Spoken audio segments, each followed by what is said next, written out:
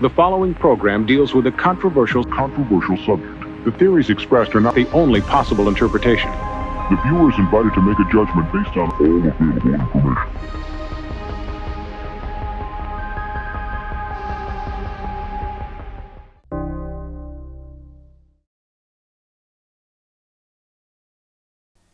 Yeah, dude, look at that. I don't want to get this shit all over my hands right now, dude.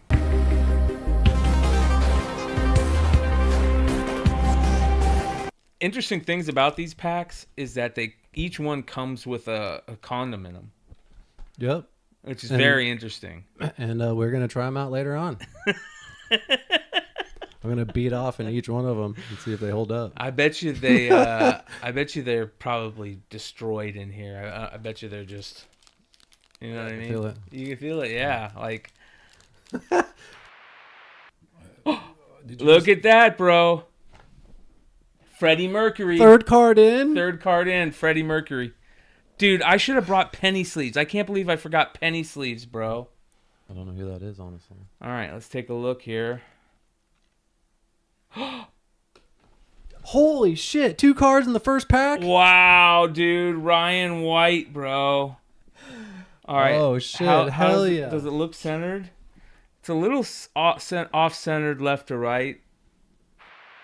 Yeah, and plus we got some doubles of Ryan too, White. So I would call that a success. I don't know how you guys judge it on when you guys do these, but yeah. This is just a score right here with all these condoms. I mean, you're good all year, dude. So what's the date on that again? The date is 06 of 92. Manufactured 06 of 92. All right, guys. So this condom is almost 30 years old. Yep. Let's see if it still works and holds up. Oh yeah, bro. Look at that. Are you serious? Yeah, look at that. Yeah.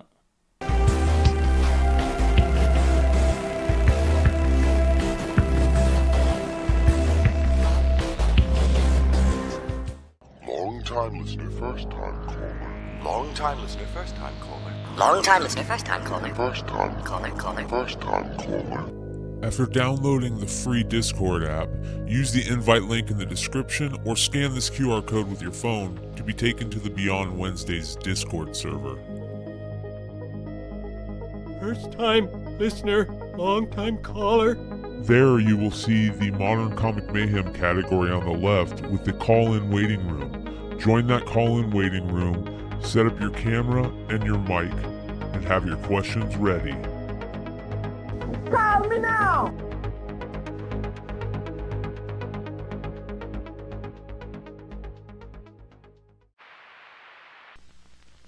From Kenner's Star Wars collection comes the Stormtrooper, the Sand People, and all 20 action figures, including new Hammerhead, Snaggletooth, and more, each sold separately. And now, Boba Fett, Star Wars villain with his laser rifle. Boba Fett is not yet available in stores, but you can get him free with 4 proofs of purchase from any Star Wars action figures. Details on specially marked packs at participating stores. Offer ends May 31st. Star Wars action figures sold separately from Kenner.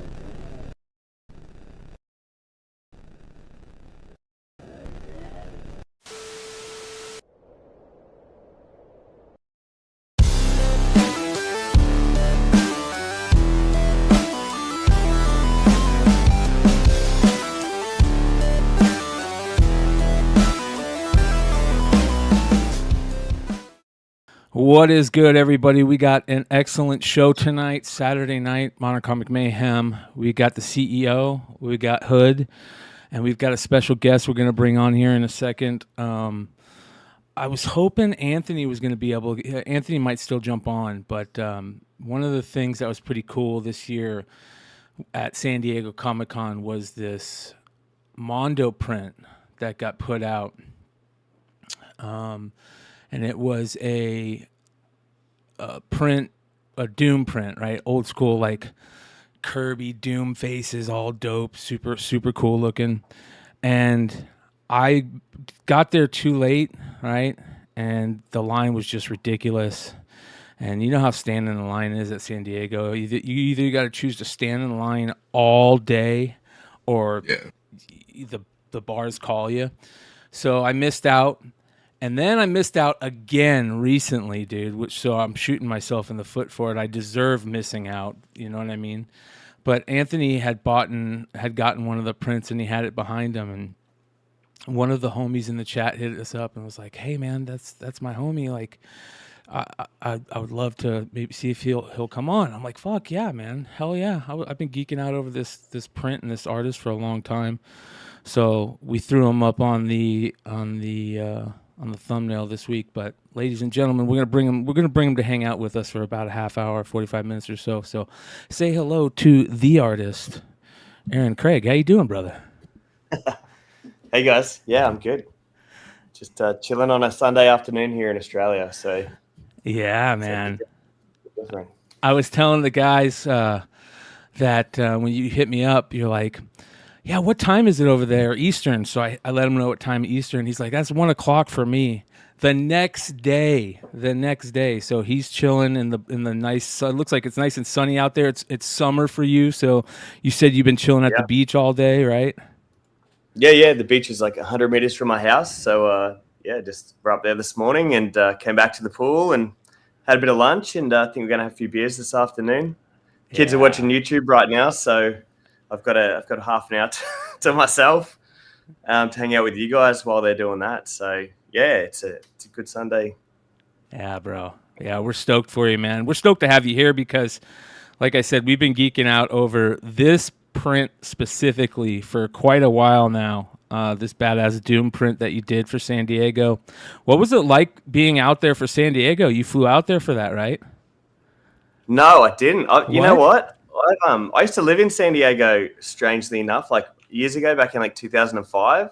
Not for long, but I never went to Comic-Con there, so I didn't go there. I just did that one job for Mondo in collaboration with Marvel for that. But yeah, it's on my list to get there. But at the moment, the Australian dollar is absolutely shit. So we feel going between here, it's like doubling your money going to the States at the moment. So it's good for Americans, shopping online, particularly from places like Australia and that. You get everything so cheap, but the other way around, we're kind of copping it pretty hard. So, didn't get out there this time, but I do a lot of art for American companies and stuff and galleries and whatnot over there. So, I'll get back there again soon. I was back in Canada a few months ago, but I didn't make it back to the States.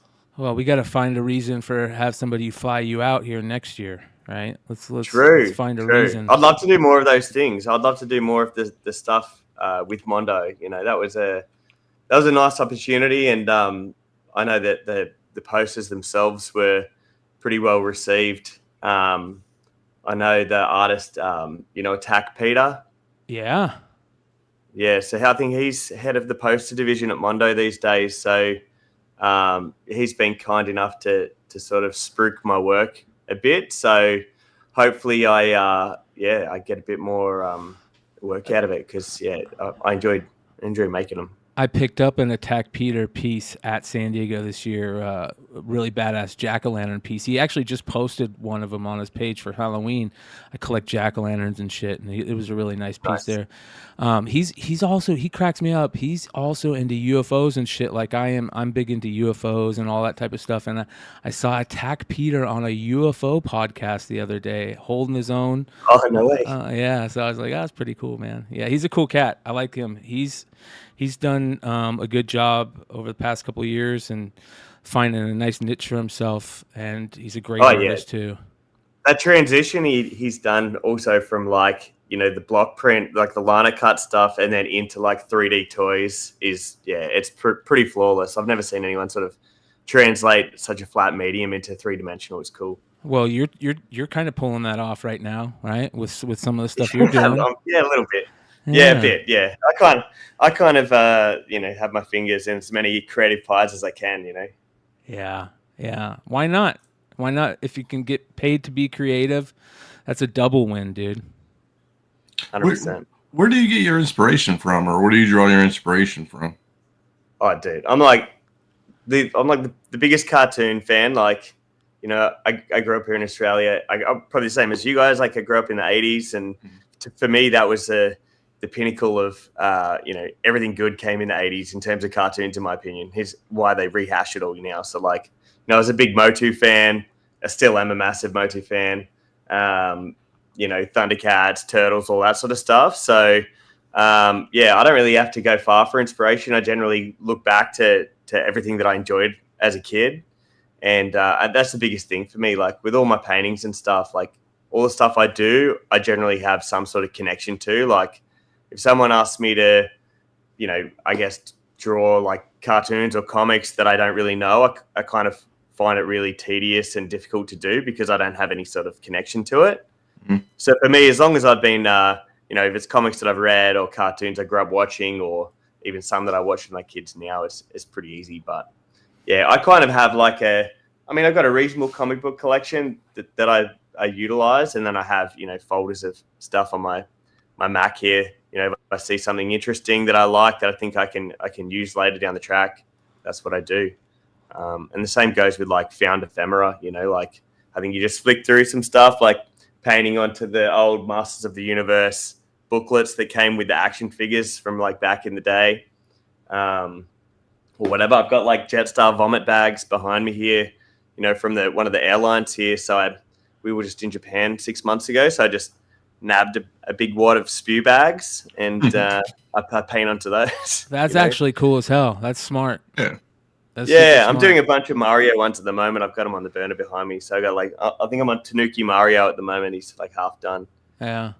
I love this piece right here. I'm big into like finding a lot of the old school Disney Dell books and crazy covers right now, and there's a lot of really cool foreign books that I'm into, where I'm trying to find all these weird Donald Duck arts where he's like shooting up in one cover. You're like, how did this get put out? Way. You know what I mean? Yeah, crazy. You got to share those with me if you find them. Yeah. That's cool. I'd love to see them. Yeah, absolutely crazy. So this is a cool piece. It's right down my alley, man. How did you get into? Shane. What's that? Shane that you know? Yeah, my buddy Shane that you know. I was saying to him, like, he goes like, you know, Gold Key Comics, and I was like, oh man, like I use Gold Key, like the old Gold Key covers, like a lot, you know, in terms of like reference material.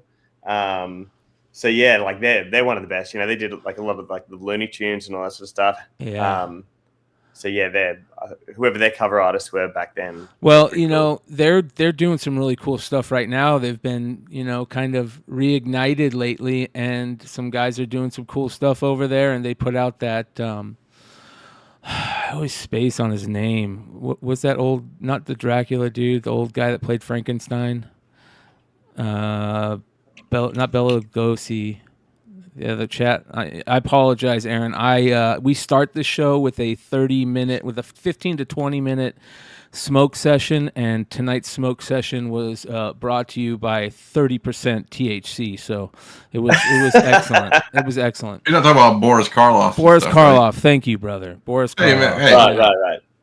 Yeah, so they put out a new Boris Karloff book that was awesome, but they've got some ideas that they're going to be doing some great stuff. And, you know, I geek out over like Jay Stevens and Dwellings and the stuff that Jay Stevens is doing over there, which is also that cool, like old school cartoony style and stuff. And I think it would be cool to see them get more into that cartoony style and bring back that old school cartoon style, maybe open it up to a lot of really cool young artists that are kind of doing things differently and think in a way like this. So I'd love to see you do some work for those guys.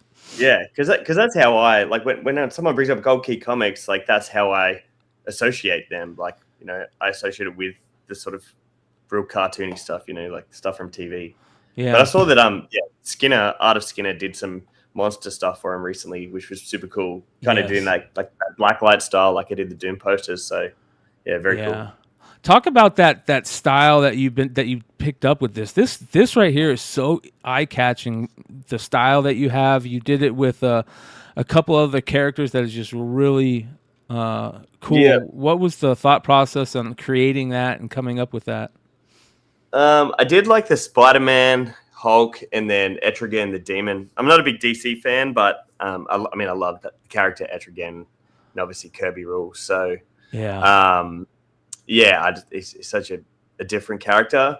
I think for me, it was more like, when I first did, I think it must have been Hulk, and Hulk's been reinterpreted so many times, from so many different artist perspectives over the years. So that was kind of easy, because you see the original Hulks and the, looking gray and real boxy and whatnot, and sort of evolved into these real humanoid looking versions and stuff. So I just kind of wanted to depict a character in a whole bunch of different personalities, and then capture it sort of within the one painting.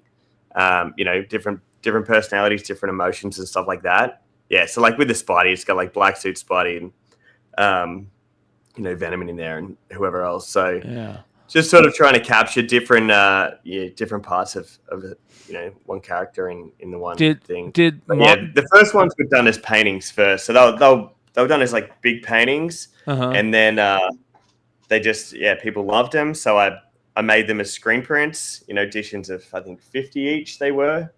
So I just did all those and released them myself. Yeah, there they are. There's the Hulk. That was the one I've been trying to find real quickly. That is just beautiful. Yeah, and then I kind of I did them all in a pastel. I called that style the softer side of whatever the character was, because it kind of, they're all toned down in the sort of pastel colors. And then it's just sort of, kept going from there. There's no black paint used in any of those. It's a dark blue, which was something that I also did with the original screen prints. They don't use any black ink. I love being able to flip the colorways too, and change up the colors. Like you did with the Mondo print. I think that's super cool. The Mondo print was cool. Yeah. The blacklight thing was awesome, man. I love all the old blacklight posters. Yes, when they got me on board to do the original version, I asked them if I could do a blacklight version as well, and they loved the idea. So they were like, hell yeah, we can. I was like, perfect. Didn't even have to push for it. Yeah, that was super cool to work with. They were real easy. Yeah, that would be sick to see more of those in that blacklight style, man. Are you able to do that on your own? Is that something that you plan on doing more of in the future, maybe? I can. I mean, I could. Financially, it's better for me to do it by myself, obviously. Yeah. But I mean, for me, there's a cool factor of having officially licensed stuff. I agree. We're a big comic book family. I've got 2 boys. My oldest boy's name's Thor. My youngest boy's name's Rocket. And they love all that stuff. And so, for me to, I guess, be an official Marvel collaborating artist is kind of makes me look like a superhero to them, which is pretty cool. So, I kind of I prefer to do licensed stuff, but that's not always possible. As an artist, you're always wanting to be creating work, and I paint pretty much every day of the year. So it's just natural that you end up sort of having to do a bunch of stuff that isn't always licensed, What's your process for creating most of your art? I mean, is it straight painting to start?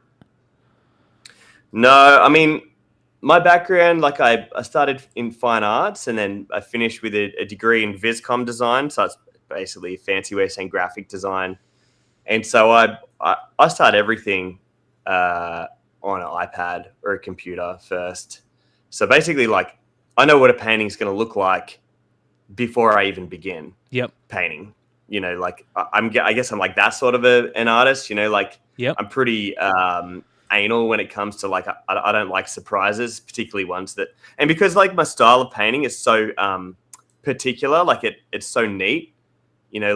I pride myself on super flat paint and really sharp lines. I use size 000 brushes. So, they have to be pretty flawless. And sometimes you can't do that on a whim. I can't just go, well, I'm just going to add this bit in here and see how it goes, because it might just wreck, 5 days of painting. Yeah. I do it all on the computer first, and then from there move to canvas or, whatever I'm painting onto. But yeah, the end result's known before start. Plus, it's heaps better with color theory as well. Like I use like a lot of color theory and layout and balance in my stuff, so that's why I think a lot of people can look at it and it's quite easy to look at because it's generally symmetrical and set out really nicely, and that's the same sort of stuff they use for laying out comic book covers. You know what I mean? Yep. Yeah, there's always like sort of center focus, and it all kind of fits into some form of balance where your eye's meant to go. And I do the same thing with paintings. I want people to look at it and feel comfortable. It's meant to make people feel happy, and it's meant to be like not jarring or offsetting in some sort of way. So it's best to be planned, like pretty well planned. This is the type. This is how I know you're an '80s kid right here. Anybody that fucks with Mad Balls, I know, grew up in the '80s, has the same type of nostalgia buttons that I got.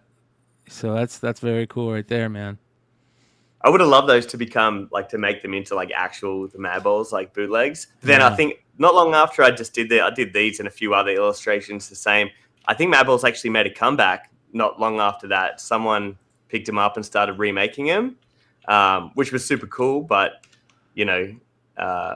opportunity missed. You never know. Someone wrote on there, "I want to see you do some pogs." I see, so that's pretty fun. Yeah. And then I'm surprised you haven't done these in the physical toy arena yet, man. What's it like working in this world? It's pretty cruisy, Like, I mean, I don't make any of them myself. Like the ones I've done are done through like a company in Singapore named Pobba, and it's just run by one dude. He makes like the Safubi toys, and I basically just do the designing, send him all the drawings, the illustrations from 4 different perspectives, and then he has a 3D renderer make it all up, and then I basically check over everything to make sure it's okay, and then it kind of goes into production from there. It's a really long run-up time from doing a drawing to seeing a physical toy. Like sometimes it's like a year and a half, so you kind of like do it and then forget about it until they turn up. So we've got like that character McGreasy, we have like there's like another 2 that are meant to be coming out before the end of the year, which I don't think is going to happen. And I did another one that was like a SpongeBob Darth Vader, which was epic. But then I did another version of that, which is Captain America SpongeBob, like Sea Captain. And I love it so much. And it's meant to partner the SpongeBob one. And they're huge. I mean, they're, 12 inches and they're solid. They're real heavy, nice pieces. But I think that they're just so costly to produce at that size because they're really heavy. And, there's not a big return in them. They're more like a for the love of it release, where no one's making much money off it. They're kind of just you're doing it because you want it to exist more than anything. Yeah. Do you you work with bands much out there? Music. Do a lot of stuff with music. No. I mean I did. Do you know Silverchair? Yeah. So Daniel Johns, the guy who started Silverchair, he's pretty big in the Australian art scene, probably the world Australian music scene. I did like most of the merch for his album released last year, so that was a pretty big project. He's like the Australian Kurt Cobain, basically. Yeah, how you yeah, totally, man. I definitely remember Silverchair, man. That's for sure. Yeah, he's been around a long time, and so I did a lot of his stuff. We grew up in the same city, which was cool. So, I mean, I've done a little bit, but yeah, it's mainly like I paint mainly for shows. Like I'm a gallery artist. I paint and show my artwork in galleries around the world. How often are you doing galleries? I usually do 2 solos a year, and then I do maybe anywhere between 5 and 15 group shows a year. So this year, dude. I had a solo in LA this year, which was at Gallery 1988, and then I just had my last solo open last week in Melbourne, which is where I saw Shane, which is where Shane told me to hit you up. Nice. Yeah, by the way, we totally spaced on that. Shout out to Shane. Shane is in the chat, and we chat all the time, and he's hooked it up again. Me and Shane always geek out over, funny, you talk about Kurt Cobain. We always geek out over Kurt Cobain autographs and Nirvana memorabilia and shit like that. So, no way. Yeah, he's a cool guy. Yeah. One of the things that this channel talks a lot about and deals a lot about with is collecting nostalgia. That's what we love doing over here. And that's why we find like cool artists that's how we found you. Obviously the Mondo print did not hurt in that because it was just, I feel like it was probably the print of the con, and I'm bummed I missed out on it, but I will get one day, and I hope to maybe see if we can get you doing some work in comics here soon, man. You haven't done any comics work, have you? No, I haven't. You know what? Like I was saying, like I love comics. It's just, it's not a world like I haven't collected like I would say like recent comics for like years, like all my comics are from like the 70s, 80s and 90s, like I love like Cockrum's X-Men and all John Byrne stuff. And, so that's the sort of stuff that I have. Shane and I have known each other for quite a number of years, but we hit it off again. I think it must have been during COVID because we were just both hell for leather, just buying comics, and talking about what'd you buy today, what'd you buy this week, and just sharing what we'd been getting. And then I didn't even think about the variant cover sort of world because that didn't exist really. I guess if in my what I thought of as comics, there's no real comic book stores near where I live. Like I live sort of regional. Brisbane's an hour drive away. There's like one big comic book store, which isn't that big in the city, which is pretty cool that we go to when we're in town. But and it was Shane who said, man, you should get into this like cover variant world, like do like the artworks you've been doing, like Mondo style or whatever on comic book covers. I'm like, is that a thing? I didn't even know. So I feel like there's just like, next year I want to do less painting. I painted a lot this year, probably painted almost 100 paintings. And we head over to an island in like 5 days for a few weeks. And I've still got like 3 paintings I want to finish between now and then. So I'm like, I love doing it, but next year I definitely want to do more like illustrative stuff. I'd like to do more stuff like, with brands or whatever, rather than painting. Mix it up a little bit. And so if that leads into doing, more stuff with comics, I'm open to it. But that's what Alex Ross kind of does. Alex Ross is like, I would call him like a pro like painter. So he like paints all his covers, like actually paints them. It has like when he goes to San Diego, right? It's like a museum in there. It's crazy. And then he transfers his paintings to basically comic book covers, which are sick. Like, man, look at that. Oh, dude, look, right on my table. Dude. Yeah. The best. I love. He's next level. I mean, he's like what I'd consider like a master painter. I'm painting cartoons here. He's painting like hectic stuff. That guy's phenomenal. So he's saying he doesn't paint every single one. He paints like just the main one and then does like digital stuff. Or no, he paints every single one of them. Right. Yeah. He must be tired, man, because he did like the Marvel Masterpieces, right? Mm-hmm. Like that's a big series. Yeah. He just, so basically what he does is we talk to the guys who run the store and all this stuff, and we know all the people from Alex Ross, and he's a great guy. Yeah, I mean, he basically paints them all. I mean, obviously each month you have like a certain amount of things. So basically he works on one a month, right? I mean, but he just cranks them all out one a month. So I mean, it's not like, or one every issue, I guess. So yeah, it's super cool. Do you know the story with like Marvel Masterpieces now? Because like back when I like the mid '90s, when I was like I guess heavily into X-Men and comics in general, I was buying like the Marvel Masterpieces then, and they were like $5 a pack or whatever. Mm-hmm.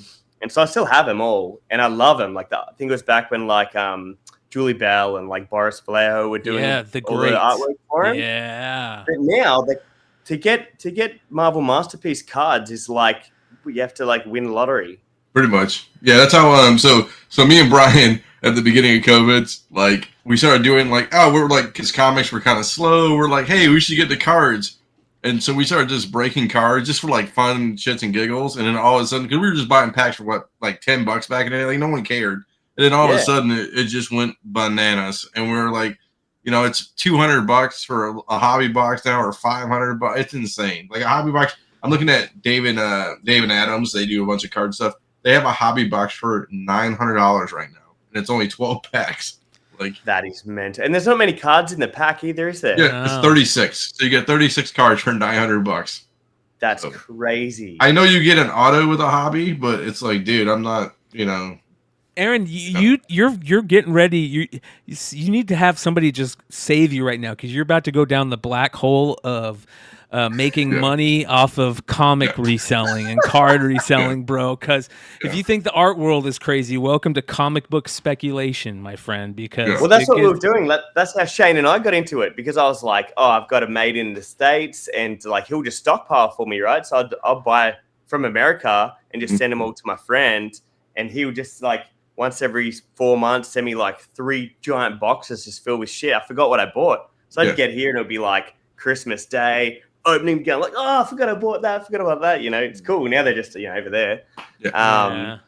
But it's, it's definitely, we were like, oh, we were doing all the speculation stuff. And he probably told me to watch your channel. He's like, you should watch this. This guy's like, so, who's going to be next in the MCU? And then their first appear, all the keys are going to blow up. And it's pretty fun. I get it. But you definitely need a lot of time on your hands and money. We always give Shane shit because he should be out there looking for like all those Australian price variants that are selling for so much damn money, man. There's some Australian only stuff out there that sells for ridiculous amounts of money, dude. Ridiculous. Really? Yeah. He's a bit of a variant collector. He gets a lot of like different country, like all the international variants of different stuff. He's got some cool stuff. Yeah. You should get him on there and he'll show you. He's always sending them to me. Shane's he's down. There's a chair open for him anytime. He knows that. Well, listen, man, I can't thank you enough for coming and hanging out with us. I know that you're getting ready to start your chill out session for the rest of the day. It's nice that it's summertime out there and you guys get to enjoy it, and I know how important that is. So I would love to have you on anytime, brother, and we're going to try and get as many people's eyes on your stuff as we can, and hopefully that will turn into some work for you, and maybe we'll see you on a variant cover here in the short future. Hopefully. Yeah, thanks, Bryan. Appreciate it, man. No problem, brother. Thanks for coming on, and we'll catch you next time. Right on. See you, fellas. All right, later, brother. That was good shit. Good dude, man. His art absolutely blew me away when I first saw it, and I'm stoked that I was able to have somebody say, "Hey, we should get him on the show." I went, "Fucking A, I want to get him on the show. Let's fucking bring him on here." Hey, Bryan, did you pick this one up, bro? Why did you spoil my fucking shit, bro? Fucking Red Hood, always spoiling my. No, I'm just joking, bro. We are definitely gonna talk about that right now. I'm glad you talked about it. That is cover of the decade. No, I don't know about that. But no, but that's fucking Haley Steinfeld, bro. Look how. Hey, you talking long short? You've been talking long short, man. Nah, man, I hit up long short.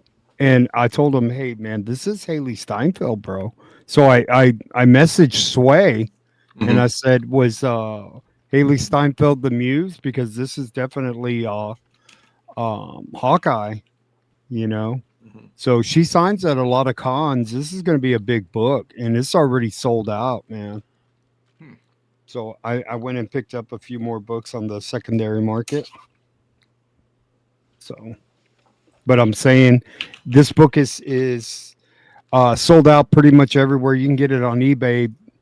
I haven't checked since yesterday, but there were some out there for about $5. Oh, nice. I thought it'd be something crazy. Not yet. This is going to be a big book, though, man. It's been a while since there's been a book fly under the radar that that I'm anticipating this is going to be something. This is probably one of Sway's best covers. $7, man. God, I thought it's not a ratio, right? It's just a open order. It's a cover. It's not. It's a cover. It's a variant, but it's open order, right? Cover B. Open order. Yeah. No, it's not a cover B. It's a cover like X or Z or some shit like that. Okay. They did a lot of covers for this one. I'm looking. It says C variant covers. Like I'm on Marvel, right? And yeah, it's not C, D, E. I think it's cover F or some bullshit like that, dude. Yeah. If anybody in the chat knows, what cover is it? I think it's like cover E or some shit like that. Yeah, there's a bunch of them on here, dude, right now. Crazy. Oh, I'm sorry. Hey, Awesome Sauce. It's Sway's cover. Captain Marvel number 2. Captain Marvel number 2. It's Haley Steinfeld as Hawkeye on the cover, and you can see. I pointed out. Look at the wrench on behind her too. That goofy fucking wrench that she has. That's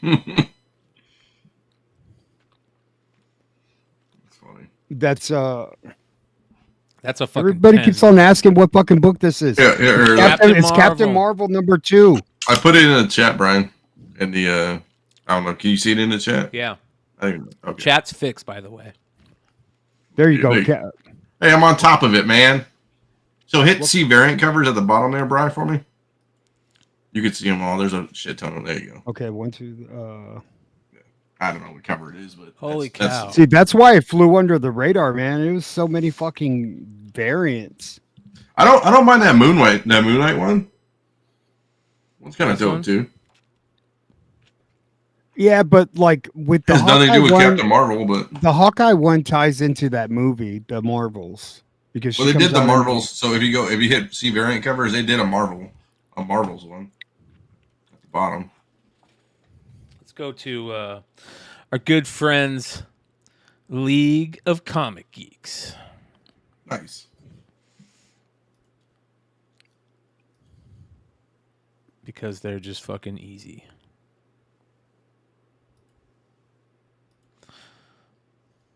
All right. Captain Marvel. Number 2.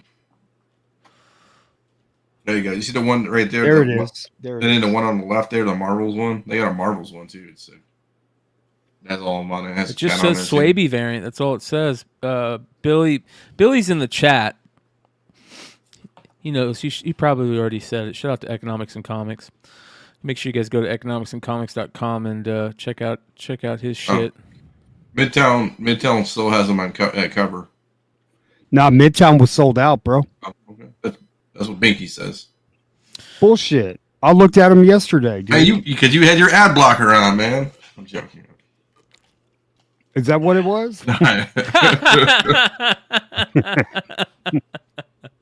Shout out to Binkies. We're gonna bring Binkies on here in a little bit, man. It's going. You're lying, Binkies. It's gonna be a good time. You guys are gonna enjoy yourselves. We got a little Epic Nation update. Hey, did you get that message I sent you on your IG, Brian? Let me check. Hey, you don't send me messages on IG, you piece of shit. Let me see here. Hold on. Did you send it on IG, dude? Hold on. I sent it right now.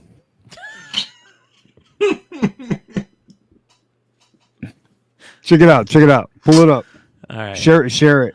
Oh boy. Go share it, man. I see it. I've seen this. All right, here we go. I just made it. Look at that. No, we've seen it. It's her. Yeah, it is, bro. I agree. I don't think you're wrong. I got you. That. Mama. How many did you buy? 18. Really? That's why they're not available at Midtown anymore. How many are you going to send to CGC, no, dude? man. I got them off of eBay, dude. Bought them off of eBay. How many are you going to press, man, and send in? 12? Well, depending on what they look like, I at least want 10 and 9.8. Okay, so so what do you think? What do you think if you say you were the only one to submit that book? What would you set the price at? $300. Huh? $300. $300. And a 9.8. Mm-hmm. $5 book at a 300. Mm-hmm. What are you, Mel V? Who are you? That's the price that I'm going to set it at. If I have the only book. Well, I mean, if if it's if there's 100 on there, it slabbed in a 9.8. That book is not going to be less than $100. No fucking way. I don't know, dude. I'm just asking. No, that's a book you kind of hold on to and let this thing play out with the Young Avengers and Haley Steinfeld and go to a con and get her to sign this, dude. Like, that's a thing. Hood bro. likes That's the this closest book. thing to a photo variant. Should I spoil Survivor Series that I'm watching right now? No, because you'll piss a lot of people off. You know that. Oh my god, I can't believe they did it. All right, so I'll be back. Yeah, Universe X has got it all wrong. Open order. If I have the only 9.8 on the census for $300, listen to what I say, bro. I'm not pulling an Epic Nation. Lick my ball sack, bro. I'm not. He asked me if I had the only book on the census, and I said $300. What the fuck? I think that's very fair. Yeah, dude. Fucking A. And I'm not making the market move. I'm telling you what I'm buying. I didn't tell you to go buy it. Look, I got a shitload of books. We can spend the whole night and I'll tell you what I bought. I'm not telling you what to buy, but I'm going to show you what I buy. You know, I don't buy bullshit. I don't buy fucking stupid Epic Nation books and foil variants of fucking Batman's crap. Oh my god, or a Superman S foil. But there's a lot of motherfuckers that do. What about an Nth Man number 11, bro? Fuck that, dude. This is. I don't care if Todd McFarlane wrote a letter to the editor and you watch. I'm gonna make Spawn. This shit. Listen, I'm just gonna say this. This shit is so crazy. If Marvel Cinematic Universe actually thinks that making Silver Surfer a chick would be a good idea, that's so stupid. But they could totally flip it on us. And here's what I think they're going to do. Remember that Frankie Ray Nova fucking talk we were getting? I could totally see Anna Taylor-Joy being a badass Frankie Ray Nova, dude. And that's going to be the Herald that we see. Right? Silver Surfer's going to be out. He's already done his shit. He's already left Galactus. We don't got to tell that story. You don't think that would work? You don't want that? No. Why? They're not changing a character to do it. It would be better. It would be better storytelling.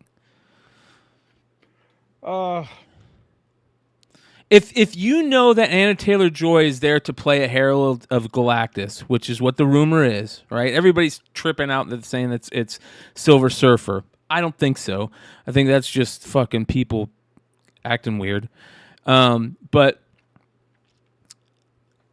they said Herald of Galactus, and everybody's getting crazy about that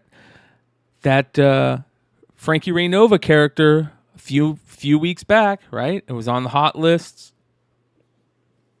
Maybe there's a little underlying rumor out there that's pushing things. As long as it's not Silver Surfer, I'm good with it, dude. And Silver Surfer could be out there in the space, like pissed off, and maybe he comes to save us, and maybe they tell a good story along that line. I don't know about that, though. We'll see. Well, you don't think that's going to happen, Hood? I don't know, man. Like, we're so far away from anything good happening. It's just, we'll see. Yeah. Man, I've got, when I was a kid, there was only 3 fucking channels, but I found a way to find something good on TV. Now I've got about 1 billion channels, and and YouTube, and I can't find anything I want to watch.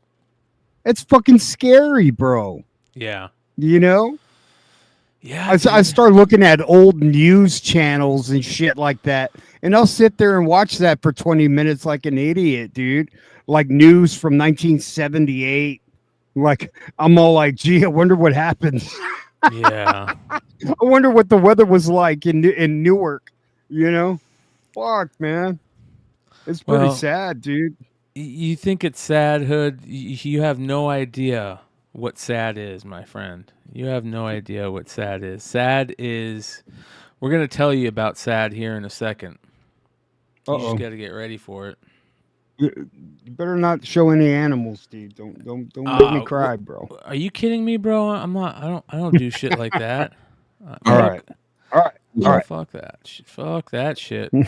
That's like if I owned a business, bro, and somebody fucking said that they were like, I would take that person if I was trying to get a person a job. I would ask if they have animals and like want to find out how they treat their animals, and if they're good with their dogs and shit and their animals, then I'll think about hiring them. If you like leave your dog out during the summer, fuck off. I ain't getting you. You ain't working for me. That's all I gotta say. Right? Amen. Yep. Amen. All right. What do you think about all this Silver Surfer stuff, Dino? I don't know, man. I don't know. I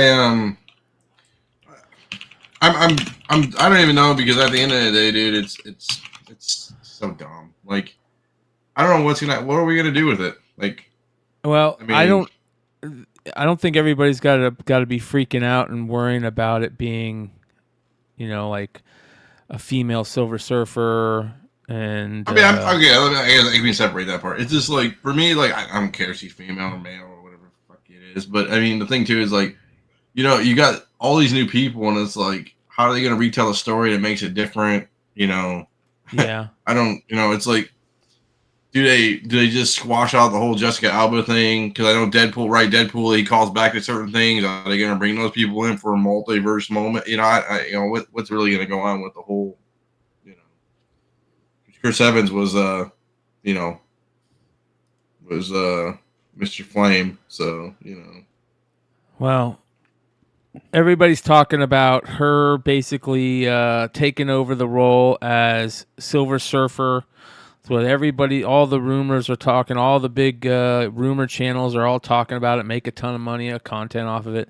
And I'm just saying, I don't think she's going to be it. I think she's going to be a different Herald of Galactus. I don't think they need to start off by telling the Silver Surfer Herald of Galactus story and all that bullshit. I mean, Daniel RPK did kind of report on it, I guess. I mean, not saying he doesn't lie or he doesn't know what he's talking about. I mean, kind of a trusted source, I guess. I mean, yeah, I get it, but it's. I mean, she was okay in that Queen's Gambit movie. I mean, it wasn't terrible. She's great. It's not whether she's a good or bad actress. I just don't think that they need to make Silver Surfer a female. I think that they could use. I think that she would be great as, like I said, as... That's funny. Astro Wizard sad as when they announced Machine Gun Kelly as Galactus. Bro. Hey, I heard Epic is giving away an AF-15 7.0. You know what I heard, Hood? What? Hold on. His hamster's got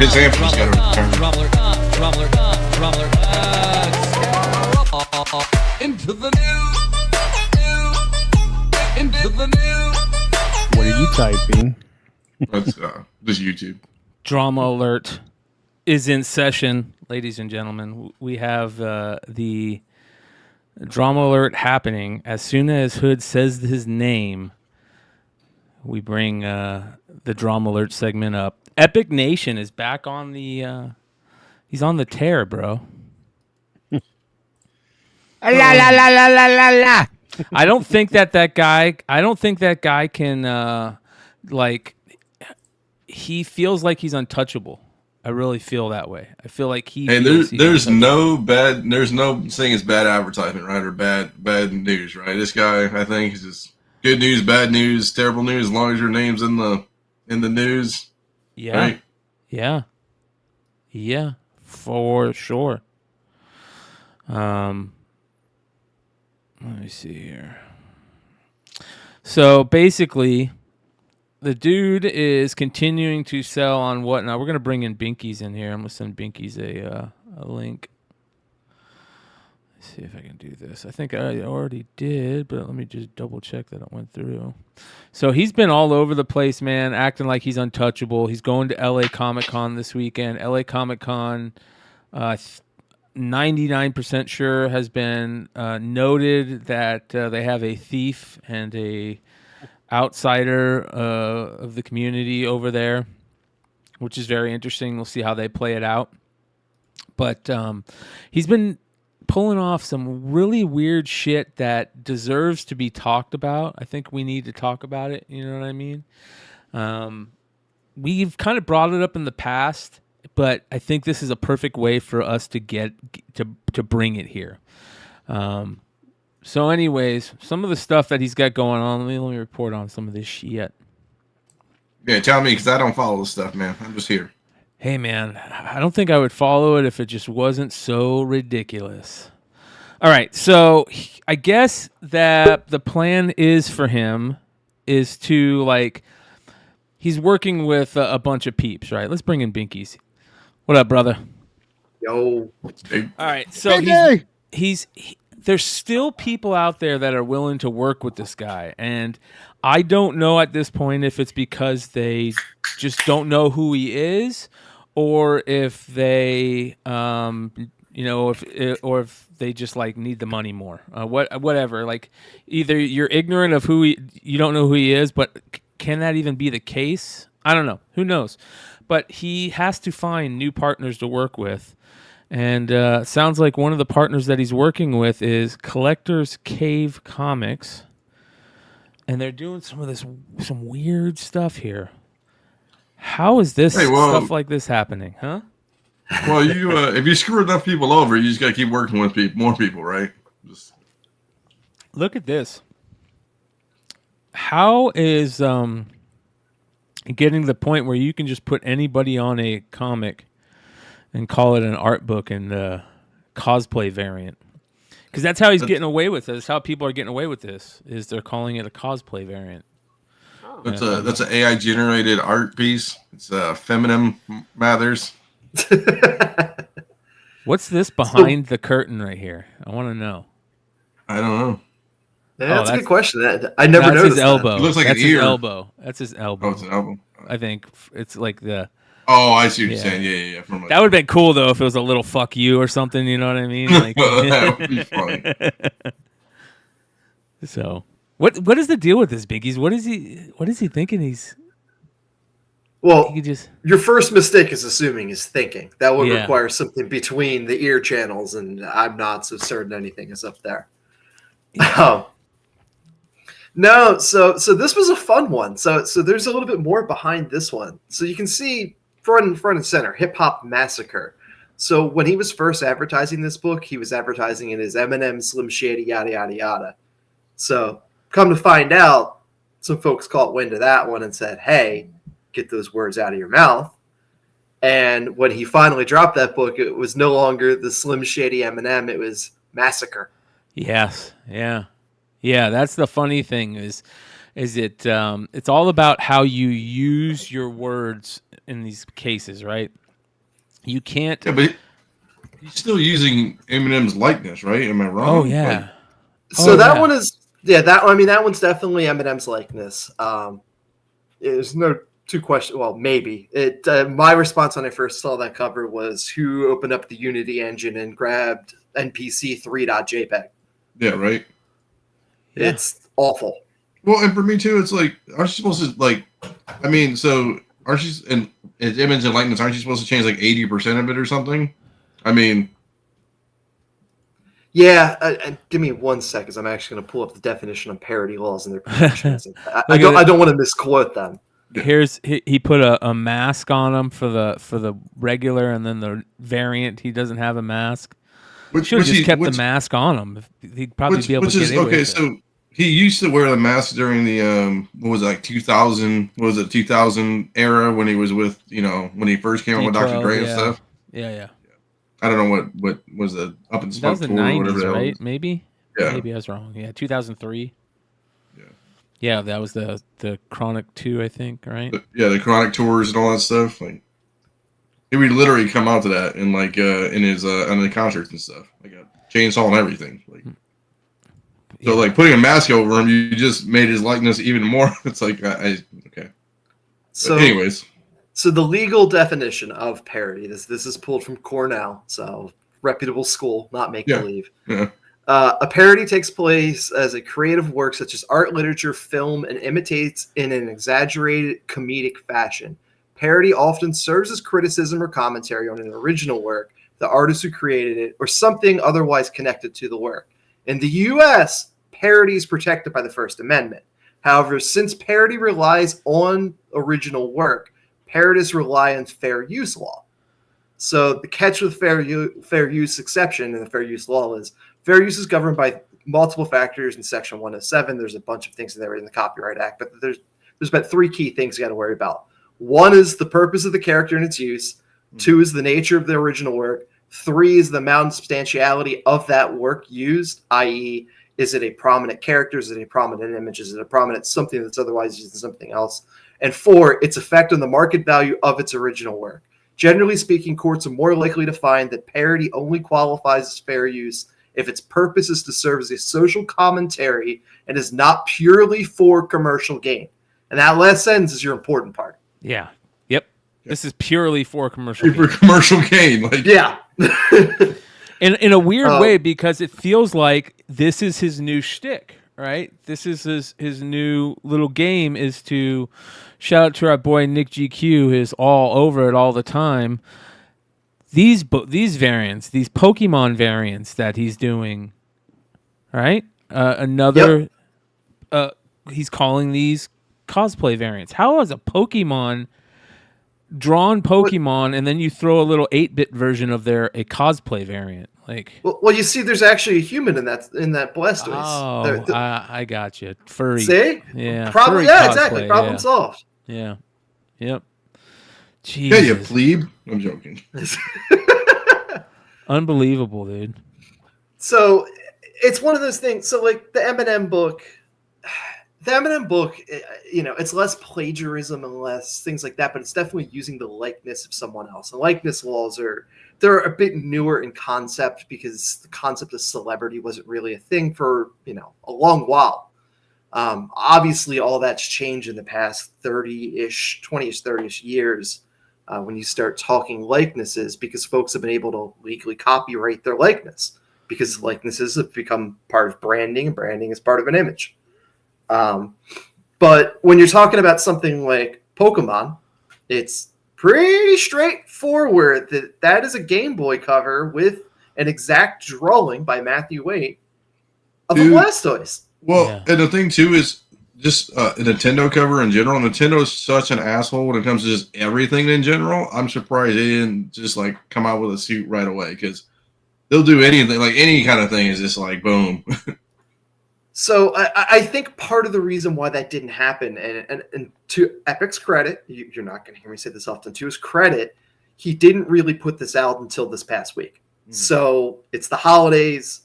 Yeah. NOA isn't really around. Pokemon Company's not really around. Obviously, they're around enough to be able to say or do something at this point. But by the time this thing is supposed to drop, which is LA Comic-Con, they can't react. It comes and it goes, and there's 100 copies, or if you believe what Epic tells you, there's 50 copies. I don't know if you picked up on that one, Brian, if you looked at the two postings. No. So if you look at Epic says, oh, we got 50, we got 50, we got 50. If you look at Comic Cave, he gives you the real print count, which is 100 for the book, 50 for him, 50 for Epic. Yeah. So he's lying about the print run also, which is, you can only do that so many times and get away with it and say, oh, that's my bad. this I get it, but not anymore. Especially being in under the microscope that he's in. Did Collector Cave take down all the books that they're doing with him? So a little bit earlier, Thorough was live. So you're not caught up on the drama? No. Are you? Oh, we got some breaking news then. Yeah, let's hear it. Shout out to Thorough, by the way. Thorough, check your Gmail, brother. You're part of the group. You just got to accept it. All right. And if you want to jump in, you're more than welcome. He might be live right now, though. He might still be live. I'm not sure. Yeah. So Nick was on top of all of this. Shout out to Nick as well. Yep. And there was a post on the actual Collector Cave page, and this was on the Mickey and Minnie Mouse one. Yeah. That was the one I definitely wanted to talk about. Yeah. So there was a post on that one, and somebody made the comment, and somehow this was the only comment that managed to survive for a little bit. But actually, in the middle of Thorough being live, magically either he got blocked or that post got completely nuked. And I think it's more likely that post got completely nuked than he got blocked. But so there was a comment in there. Somebody basically said, hey, we're really surprised that Disney's allowing folks to do all these things and put these covers out there. So Nick tagged Stan Yak. Yep. Or excuse me, Scott, not Stan Yak. I apologize, Stan. Okay. I apologize. Can we give it? Tag Scon and says, like, how are you letting this be out there? This is very clearly IP infringement. And if anybody should know IP infringement, it's a Marvel artist, somebody who does work for companies and knows what's going on. So a whole back and forth started engaging of Scon saying to Nick, basically, well, what do you want me to do? Give the money back and somehow unrelease the things? I don't own them. Oh, and also, these guys told me this was going to be for a Marvel cover and not for some other thing because of the fact that it's Venomized. Because you're even double dipping. So not only are you using Disney characters, you've Venomized Disney characters. Wow. That's amazing. There was like 30 back and forth messages, and eventually Scon or somebody who has the post, and it probably wasn't Scon, because honestly, I don't know. I don't know these people well enough, but I doubt Scon was going through and scrubbing his own replies. My money is that those that were selling the book were scrubbing that conversation back and forth, basically citing Scon was asked to drew a picture, and was told it's going to be for this other thing. Yep, there you go. Bingo. Look at that. Yeah. Wow. So we suspect, and in the middle of third stream, because he had it pulled up, and then all of a sudden it was boop. Sorry, we can't reach that. There's an error all of a sudden. Yeah, so Thorough assumed that he was blocked, and I don't think he was blocked. I think the whole thing was nuked. Yeah, they probably just, if they're smart, they took it down, right? Yep. You don't want to. Again, that's what we start this off as. Is I'm surprised that there's still companies out there, retailers out there that are willing to work with this guy. It would be one thing if Epic kind of just stayed quiet and just went and put his head down and did work, right? But he's egging people on at this point, right? Well, to me, it just seems like he's speed running. Like, I've had these ideas, and if I do these super quick, I can get them out before things really explode and melt down. It's the speed run to put out as much garbage to get as much money from his suckers as he can get. If you're an Epic supporter, I'm going to point blank tell you right now, you're suckers. Yeah. Well, it's like Acetate Gate. Remember that shit show? And then all of a sudden, it was like every cover was an acetate. And yep.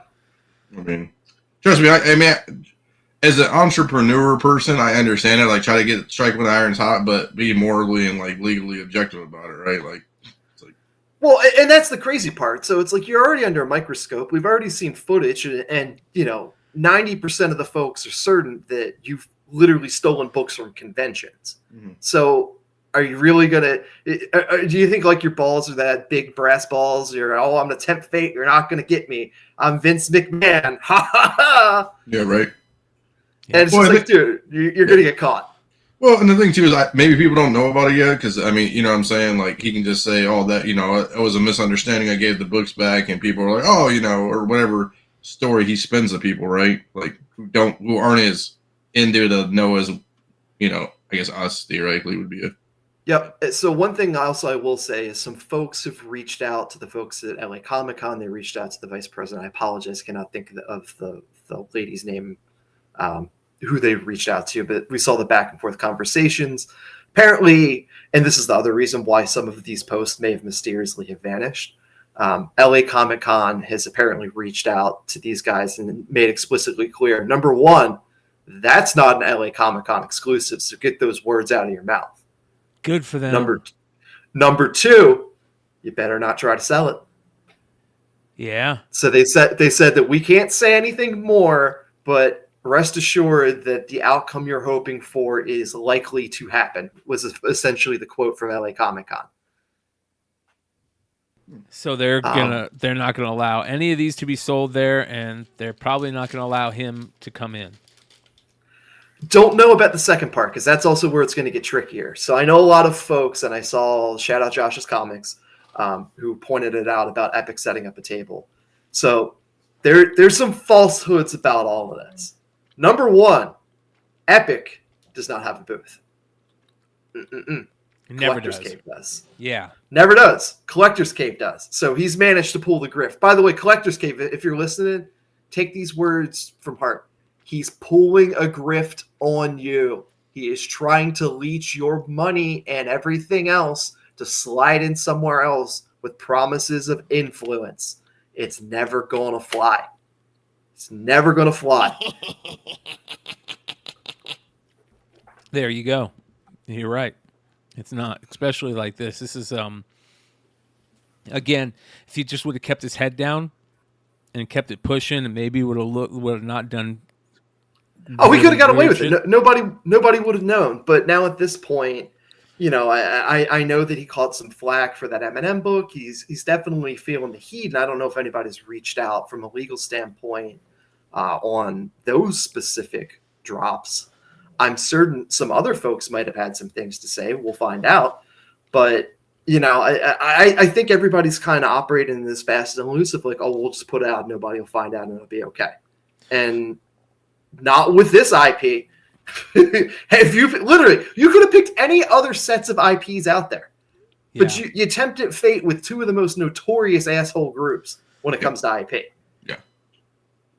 Here's my question: Collector's Cave, were they the ones that did the Biggie book, that Biggie Downtown book? I don't know. I wish Josh was on, because Josh could be able to better answer that question. Josh, as in International Comics? Yeah. This, I believe that they were the one that put out that Downtown book. I'm looking for it. And there it is. See? They did these Downtown style books. Yep. Now here's the problem. If they don't separate themselves from them in a fast way, it could affect the value in the secondary market of these books. And they pride themselves on the value of these books, because if they didn't, they wouldn't keep them at such a short print run, right? Their print runs on these books are so limited. You got to be saying, I want the collectors to have a secondary value. And if it kills that market just because of your name and who you're associating with, that'll say a lot about how people, you know. Well, and here's what's fascinating about these books as well. In this case, the person's alive. So was he aware that his likeness was being used to put this out there? And in the case of Biggie, was whomever owns the estate of Biggie, were they aware that these things were coming out? And this is this is exactly where I wanted this conversation to go. Well, hit your messages, see, Bryan, and Instagram there. I sent you okay. I sent you a picture of that Eminem. So he actually stole it off of a toy. Oh yeah. Is it the exact same image? Are you kidding me? I know, right? And shout out to Emmett, Haven for Heroes. Yeah, Haven for Heroes, good people. Look at that.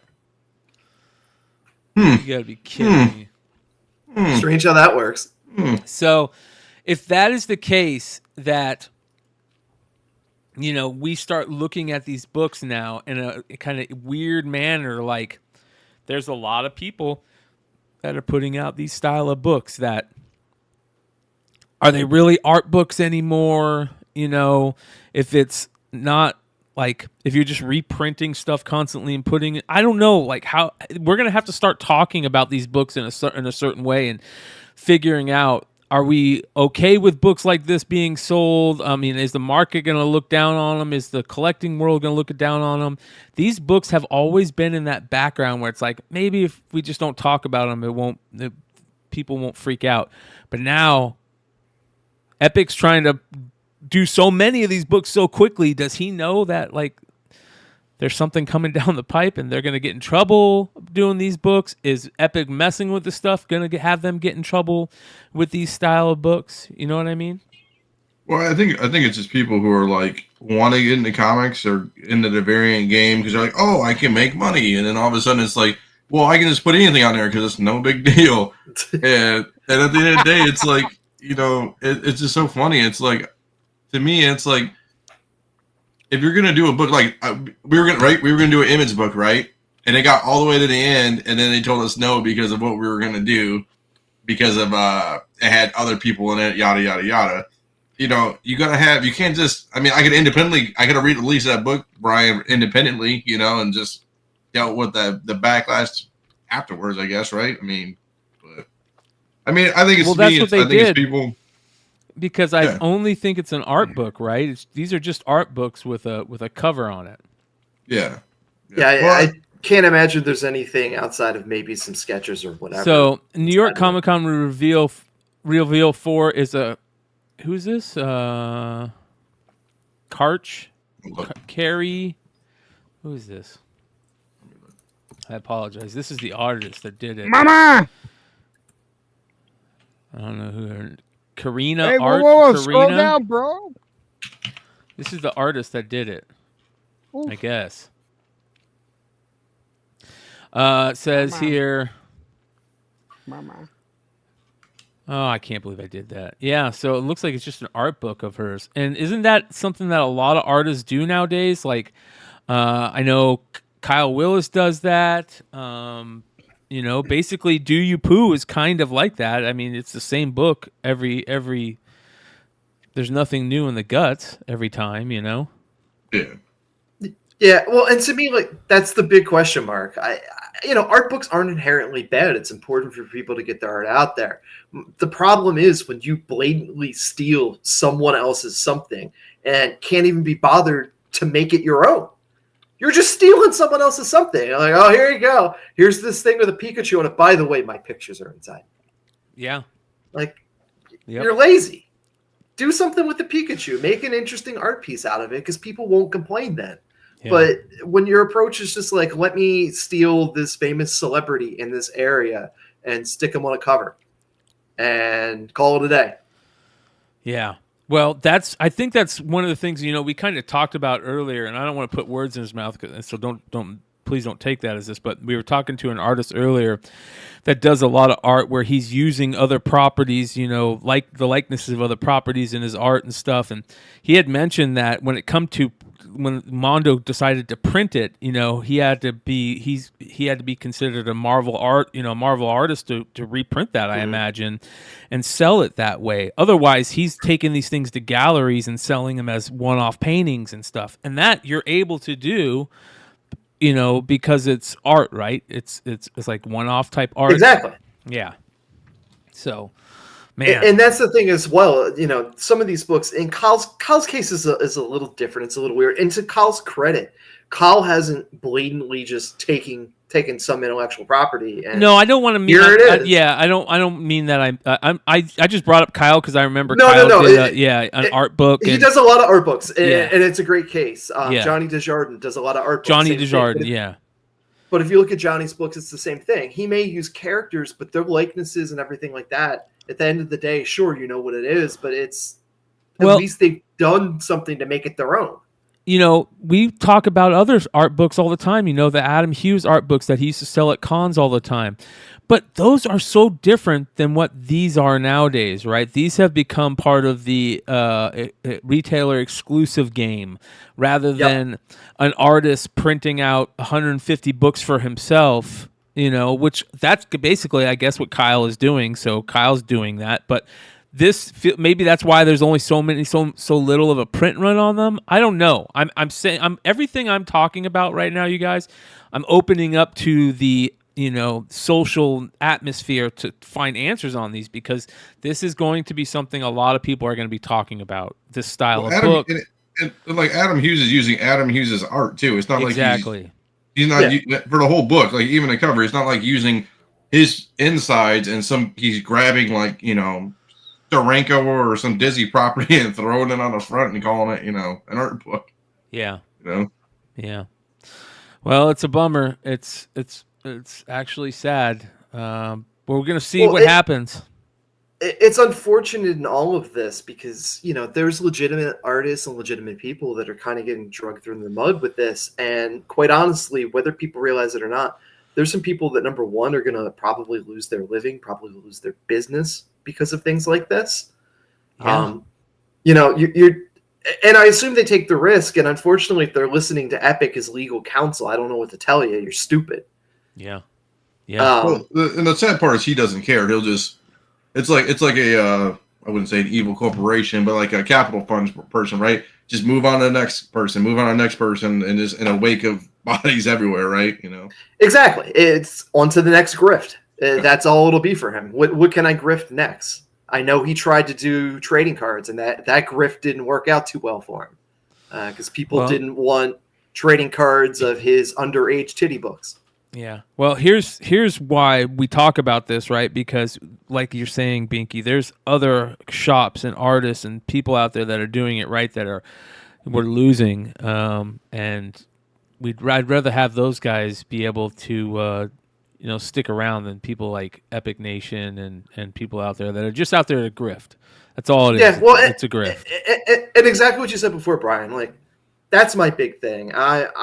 I have exclusives. I'm not going to sit here and pretend I'm holier than thou.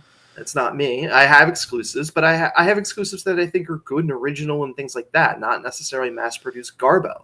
Yes. Part of the game, and it's absolutely changed because of platforms like Whatnot. It's not specifically just Whatnot. I mean, it's present on eBay and other spaces, but the psychological factors that are Whatnot has kind of really built this thing. It's limited to this. It's limited to that. There's only 25. There's only 50. Okay. Has nobody watched an episode of Pawn Stars? Yeah. Yeah. How many times do we hear, oh, it's this limited edition? It doesn't mean it's worth anything. It means absolutely nothing. Yeah. Well, I mean, you guys can see this is exactly what we're talking about when we talk about the grift. This is a grift. Selling these as cosplay variants, cosplay wars on the cover, and it's you're not putting any art into that, effort into that. You're basically, it looks like a printed out art asset. And they put cosplay wars in terrible. The design isn't even that great, and they just threw some foil on it. That's a grift. That's a Marvel did cosplay variants right back in the day, and they were like cosplays of actual people. Yeah. Well, and I'm sure they had to get sign off. Yeah, Dynamite does it to this day. Shout out to Nick Brucci when he does a cosplay variant. It's a chick or a dude or somebody dressed up as a character. It's cosplay. Yeah, every month, Vampirella's got another cosplay variant. Every single month. Yep. And those I am totally fine with. That should be a cover, right? That's not a grift to me. Those people that are doing all that effort to be that cosplay character is not a grift, right? This is somebody that I think has no care about to be in comics or part of this community other than making money from it. That's it. He doesn't have any love for it. So I would be curious to hear from Matthew Waite what his takeaway on this and how all of this came to be, because Matt is actually an accredited artist. Mm-hmm. Matt is essentially the reason the 8-bit thing happened almost a decade ago now. He was the first. That's him. And to me, like, honestly, that 8-bit one, I don't even, whatever, if you want to drop that, whatever. I'm going to tell you it's lazy and, a cheap homage, but sure, I can, you want to argue to me that's just an homage and not you stealing IP? Sure. Okay, whatever. But the other cover on the left is very clearly just a Blastoise asset, probably from the last Pokemon game. It's from a Nintendo Game Boy cover from like Blue. I think Pokemon Blue. Yeah, it's Blue. Yeah. So. And then the Pikachu one's Pokemon Yellow. Yeah. But the type of shit, man, that it just doesn't make sense to allow them to get away with. So here's the Pikachu one for everybody that wants to see it again. So here's the other half to all this as well, and I know they listen. So hopefully your ears are tingling right now. Whatnot. If you allow things like that to be sold on your platform, you are going to get pulled into litigation and you are going to be found complicit. You cannot allow things like that on your platform. And I know you have a legal team, and I know your legal team will tell you the same thing that I'm telling you right now. You've been warned. There's documentation. If you get pulled into litigation and subpoenaed, you're toast. Yeah. And then the more of the for everybody who wants to see, there's the Minnie and Mickey Mouse Venom books that they were trying to sell. That sounds like may have gotten pulled down. So we'll see how that all plays out. This all brings me to another thing. And I saw this today. Our boy Tom is getting the Melinda's Comics homage. Dude, he got a lot of HGH pumping in there. TRT replacement. What happened to his neck? His neck is just full muscles now. Fucking Brock Lesnar, man. So shout out to, if this is real, if Melinda actually paid an artist to do a version of Comic Tom as Spider-Man, fucking our boy Tom is just, he's reached a level that we're not going to be able to reach, gentlemen. Like, this dude is out there not only slanging comics, he's slanging sexiness to all the women, and they're putting him into these sensual savior comics. The sensual savior, she's calling them. Jesus, dude. Oh, there we go. That's what we need. We need a cosplay of that. But Melinda's Comics, usually, we usually throw her some love for, being at it and trying to stick it with it, keep your head down and doing it. She had that old Brian Pulido thing going on and all that fun stuff. And but now she's, killing it, throwing out these to her haters saying, I'm still making it. I'm still doing it. And it's very interesting, to say the least, to have a Comic Tom Sensual Savior cover. How many do you think are going to be out there? You think we're going to get a print run of 100, 110, 115? Well, I mean, it depends on the cover treatment. I'm sure there's going to be 500, 250, 50, and there's probably going to be 5 exclusive gold medals. I'm gonna buy them all so I can burn them all. Dude, if they have any humor in them, they should make a eyelash variant. Like, have Tom pull off a couple eyelashes or whatever, call them eyelashes. We can do whatever you want, and get them stuck in the autograph, like happened to her at that con that one year, and call them the eyelash variants, and you could sell them for a grip of money. Jesus, that's terrible. I just want to know when we're going to get the Comic Tom bathwater variant. Comic Tom's going to start selling his farts, bro. That's the next issue, man. That's the next issue. Oh man, sorry, Melinda. It's gonna smell like Comic Tom's farts. It's gonna be a scratch and sniff variant instead of peppermint. It's gonna smell like Comic Tom's farts. Have at it. It looks like a lot of fun. All right, ending the drama alert craziness this week with our boy Bry's Comics. Oh boy. Okay, I don't follow. You got to give me the 411 on this because I don't follow Bry either. So Bry's Comics, he's the one that's actually really putting his head down and selling some comics. You're right. Okay. He is hustling, and he's coming up with these killer ideas for these mystery boxes. Right. Okay. So he does these mystery boxes and these really rare 101s and all that craziness and that type of stuff. Well, he's got a new thing that he's doing, and he put out a new video called "Dealing with Assholes in the Comic Community." Hey, I only talked to him once. Why do you got to call me an asshole? I'm joking. And basically what happens in this is a guy reaches out to him and says, hey, I've got 4 CGC 9.6 comics. It's like the first appearance of who's the Robin? Damian Wayne. I think it was first Damian is Batman. They were all Batman books. 666 and 635 maybe. Like all those big Damian books. 960. I think there was like 463 as well. Yeah. So 4 books and now all 9.6s, decent books. Well, basically Bryan's Comics goes through the whole back and forth between them, and he shows the emails and stuff. So Bryan basically said, hey, this is what they're selling for right now. They're selling for $270 in those grades. Here's recent sales. I'll give you $150, right? But you gotta get them to me. I'm not gonna pay for shipping. And the guy trips out on him. He's like, dude, I paid $400 for these books, and you're gonna offer me $150? Like, you're grifting on the community. It throws up a big thing like you should be better than this. That type of shit.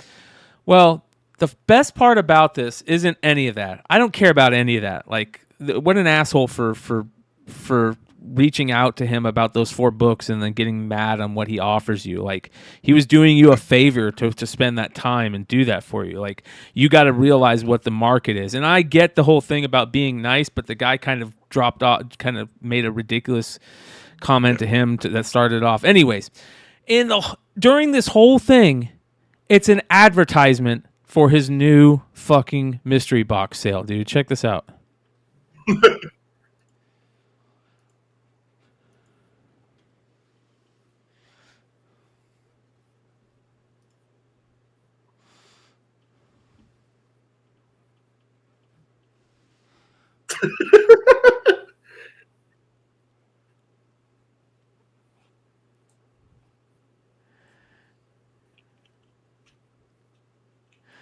Do you think that like he was hanging out with his friends? They're probably smoking a joint or something, and he's like, "Man, I deal with all these fucking douchebags in the comic book community," and his friends are probably like, "Dude, you should make like a video about him, but like not." But then also throw nothing but all your advertisements in it. So now you're fucking making money off of making a video about, like, that's what I see happening in this moment. Well, the funniest thing is like literally that's the first 20 seconds we spawn into the infomercial. Like, he's selling me a ShamWow. Yeah. All right. They're saying no volume. Let me replay this. Here we go. Just so you guys can hear it.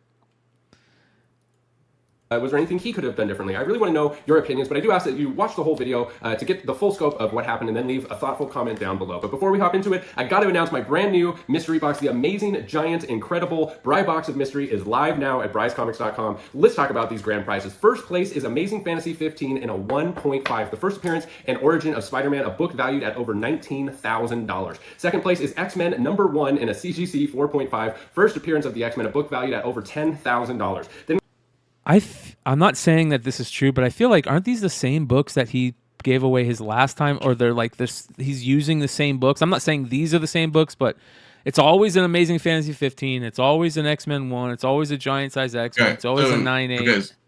Let's do some quick math because I like this shit. So there's these boxes are worth, you got to buy them for $250, right?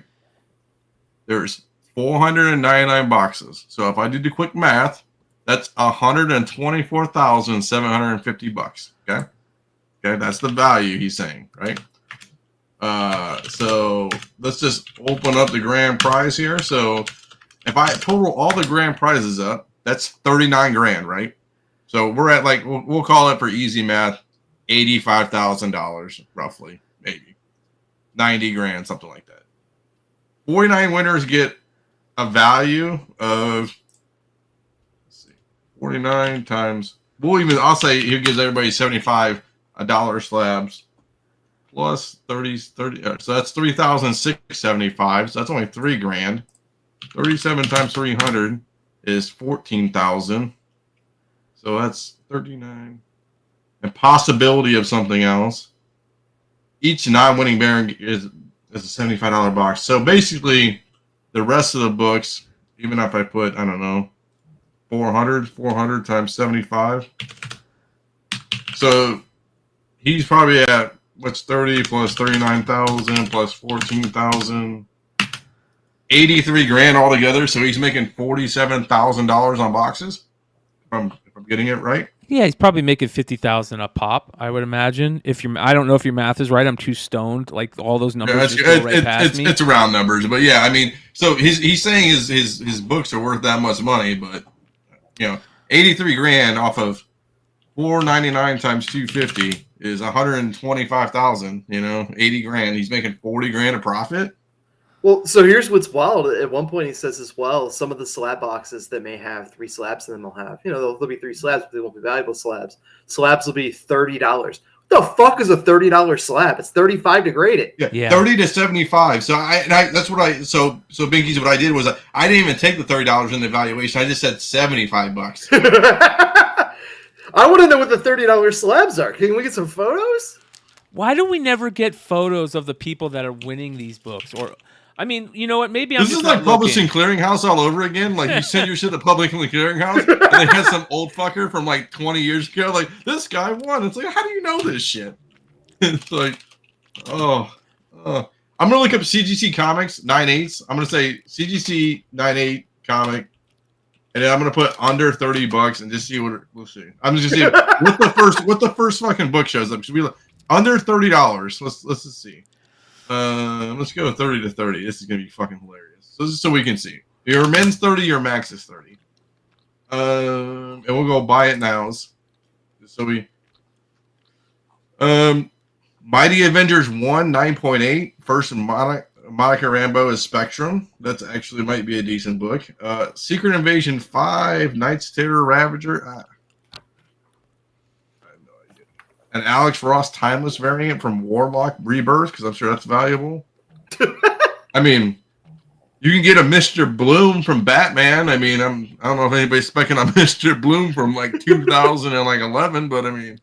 Well, here's the funniest part of this whole thing to me. Because when he did this, I knew my answer, that he was just doing this to fuck with this guy.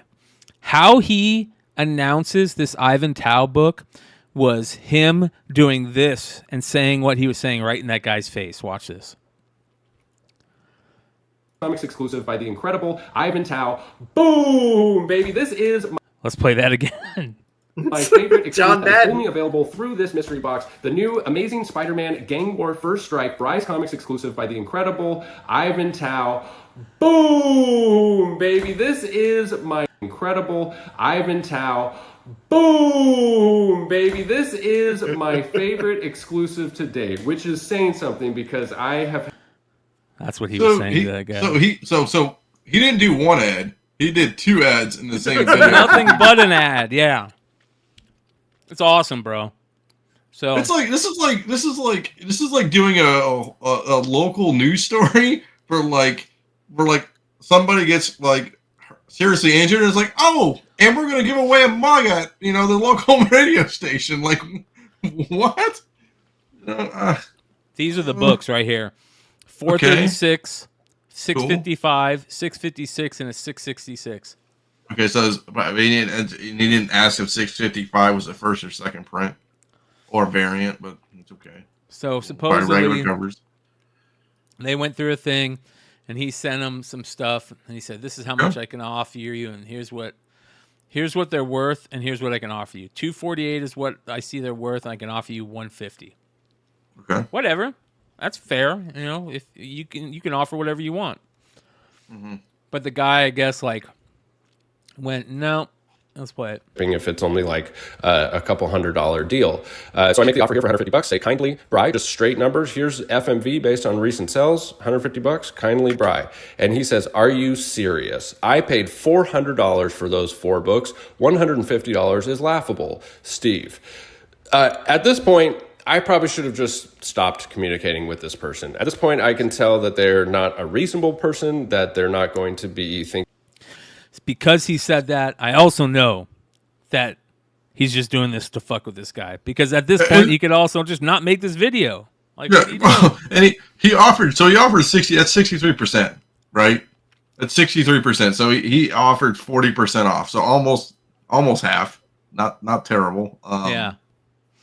I mean, it's not laughable. This guy's. Here's what another thing I want to know: who's going to have the balls to come out and say this is who this is them?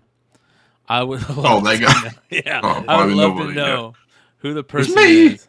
It was me. I told you, Brian, before the show. I put up slab for sale. For a second, I was worried. That fucking Rad was the person that he was dealing with, because I saw this at first and I'm like, oh my god, was it fucking Rad that did this? And I'm like, please don't tell me that was fucking Rad, because man. And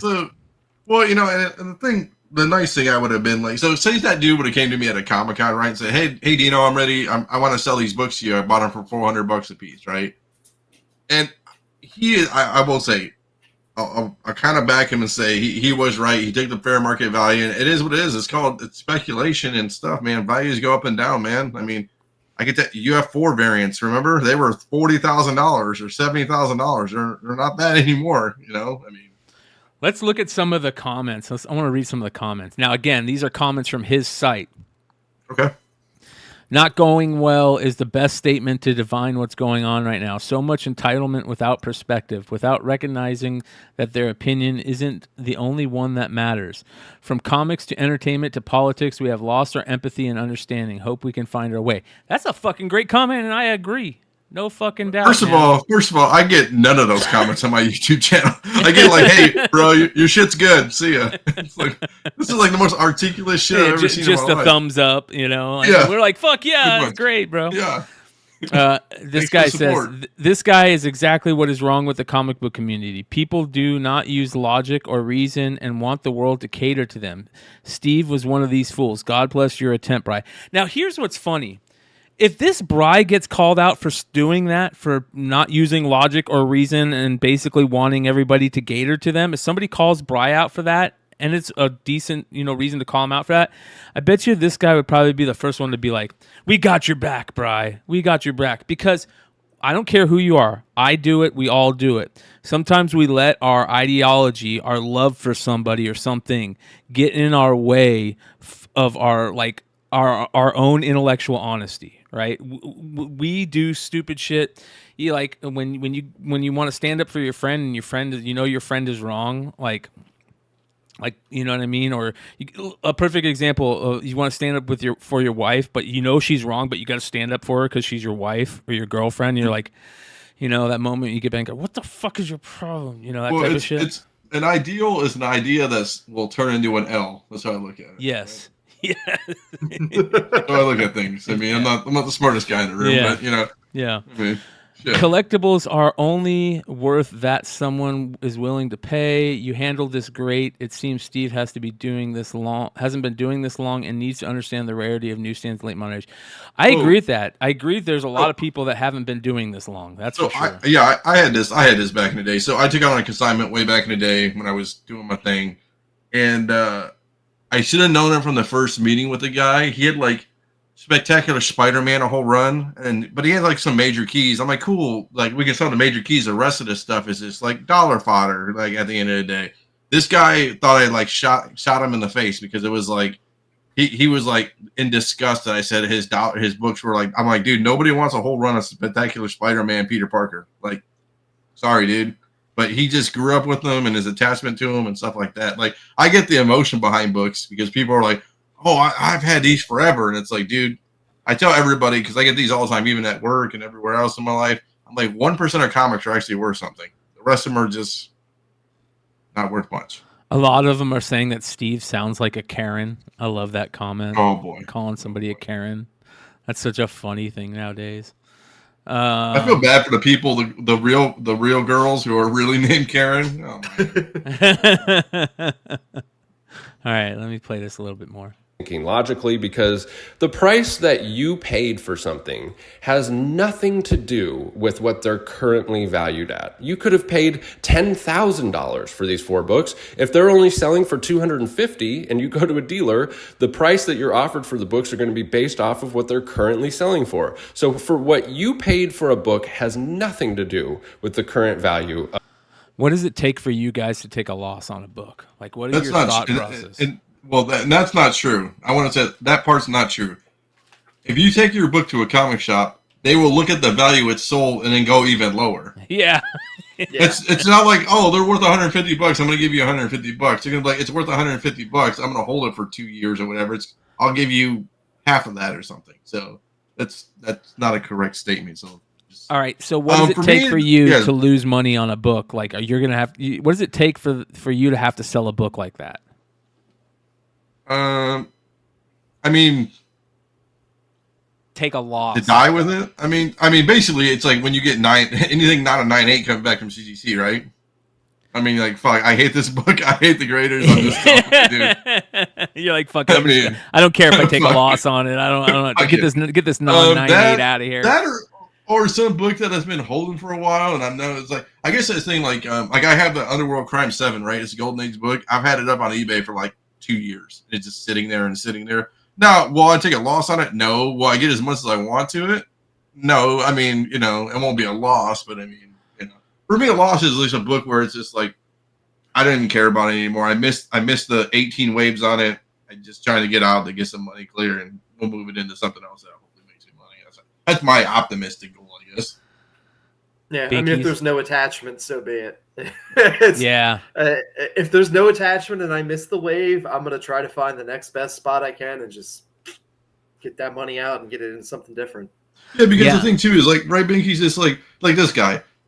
You could take that $150 and move it into something else that might turn into $300 or something. But it's like, why hold on to it more? And it's like, take your money, get out. It's like, because he could offer you $100, it could go down to $75, and it's just like you're just burying your case. It's like, Well, and that's what's funny is Bryan goes on to show in this video over the next 3 days the values actually continue to trickle down, and not like minor, but in substantial ways. The next 3 sales were all way less. Yeah. And you know what? I give Bryan credit because he explains during that process basically like, hey, if his whole thing is just getting him out as fast as possible because he knows that they're going to fall over the next couple of days. Like, and it goes back to what we were talking about. What does it take for you to be able to take a loss on a book? If you're just so many that comics retailers and comic book LCS owners that are doing this and they don't look at it like they're just getting it out as fast as possible. Bring it in, get it out. Bring it in because it's all going to drop. Can you go back to the spreadsheet of the 4 books or whatever he's trying to do? So, Binky, we talked about what $30 books you're going to get. Those are the $30 books you're going to get in this fucking blind box. $30 to $75 right there, brother. Yeah. You're getting a Batman 436 and a Batman 655. And a 96 and a 655 and a 96. Yeah. Hey, that's a $75 book right there, man. That you paid $500 for a box. Oh my God. Let's see here. What does he say? Oh, this is where he says it. He says selling for. So for what you paid for a book has nothing to do with the current value of a book. So I said, I don't set the prices, my friend. That's what they are selling for. Kindly, Bry. And the reason I even responded to this is that I do value relationships. Do you think when he's writing that kindly, he's like, yeah, I'm going to fuck this guy by writing kindly in here? No. No, what I think he does is, I think like in me, right, in Google will say like, thank you, Dino, blah, blah, blah, blah, blah. It's just a every one of them has it. Yeah, it just has all of them on there.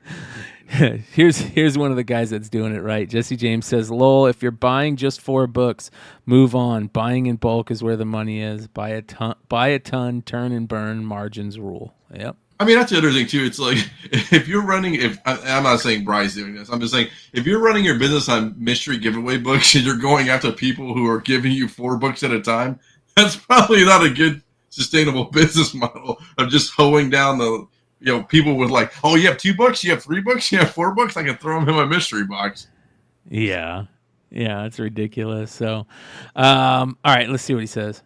What if I see Steve at a Comic-Con? You know, I was hoping that we could wrap up this conversation with him saying, well, you know, it just didn't work out, but, you know, thank you for your time and we'll go our separate ways. Like, I was hoping that we can wrap it up kindly because I value relationships in life a lot. And, you know, to end something with a dispute or with negativity is just not how I like to live my life. So I like to...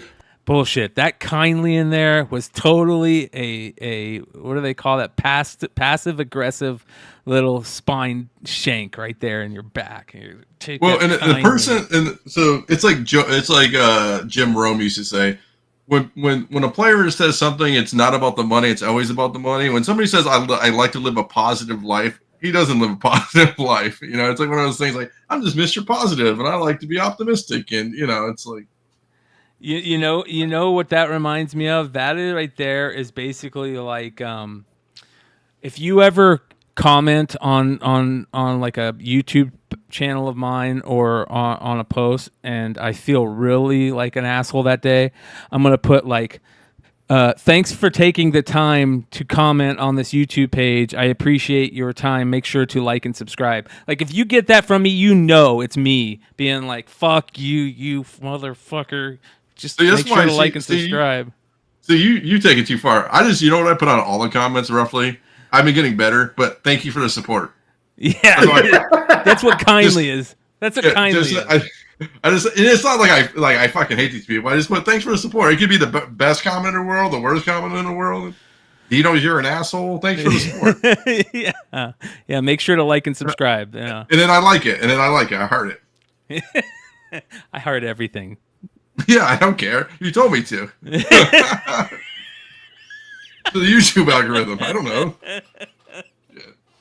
All right, here we go. Put effort into ending things on a positive note. And I think that you should do that in the comic book community. That this is a small community, and if you just work to always end things on a positive note, we'll have more friendly relationships and a more enjoyable experience collecting comics. And I just really like to protect the community and the experience of collecting because I enjoy this hobby so much that, you know, I want it. You're so full of shit. This whole fucking video was to put a big fuck you to this guy. Well, and he's like, yeah, and he's like, I think we're gonna have better relationships in the future. You're not gonna talk to this fucking guy again. Like, I don't know what that means. Like, what does that mean? Like, hey, he's gonna come back to the table after you insulted him with a $150 offer on $400 book. I mean, or whatever he thinks it is. Like, I protect the comic community by selling these mystery boxes. Yeah, I love this community. Yeah, buy a mystery box. I got a great Ivan Tao book this week.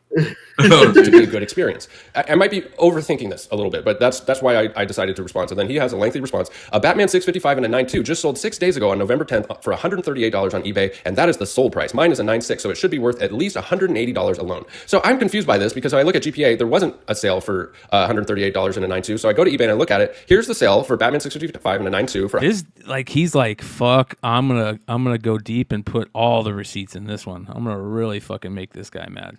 $138, and it's the rare newsstand edition, indicated by the barcode here in the corner. This book is from 2006, and newsstands are incredibly rare for this book, and they're worth way more money. His is not a newsstand edition. So this is not the same book. His comp that he's talking about here is not the same book that he has. In fact, if you go and look at GPA and see what the 9.8, remember his is a 9.6, the 9.8 just sold for $100. So there you go. He just sits there and tells the guy he's an idiot for the rest of the thing, this whole, it just keeps but he going. values the relationship with that idiot. Exactly. Yeah, he's all doing this because he loves the comic book community. He just and a 9.6.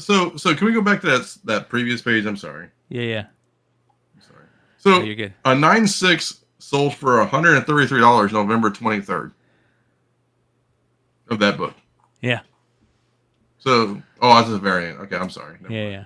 His a regular cover, right? Yeah, $108. So let's see. High was $175, which I'm surprised of. Yeah, $46, $82. Like, and maybe okay. So that's the other thing with. I hate to say it, we look at eBay sold a lot, but if you haven't, obviously this guy doesn't have like golden age books that come up every fucking year. But I mean, GPA is what, $12 a year. Let's just plug that a little bit. So you got to pay for that service, right? So it's hard to get current dates. But for these books, like just eBay sold. eBay and hit the sold listings. Don't look at, he's probably one of those guys you look at eBay, right? Just type in it and just look at the listings and say, oh, $140 each. People are. It got a bunch of them on here. It must be selling, right? Yeah. The Ghost Zapper says, "Imagine the video Bry would have put out if the guy banged his girlfriend like David Lee Roth." Yeah. Yeah. Don't throw any water on me, man.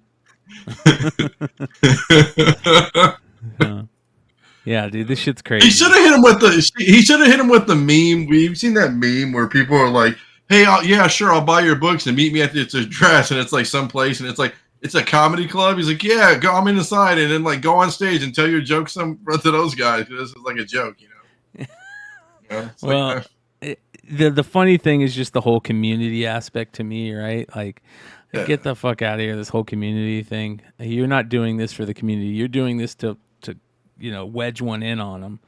Like, and I'll give Bryan credit though, and also for this. Like, this guy was an idiot to come this way, to act this way. But it's not like Bryan was ripping him off. Well, and my thing too is like, this guy's an idiot. Just say like, "Cool, man. Hey, I'm just not interested." I had a guy tell me he wanted $10,000 for like 5 Golden Age books that aren't worth $10,000. You know what I said?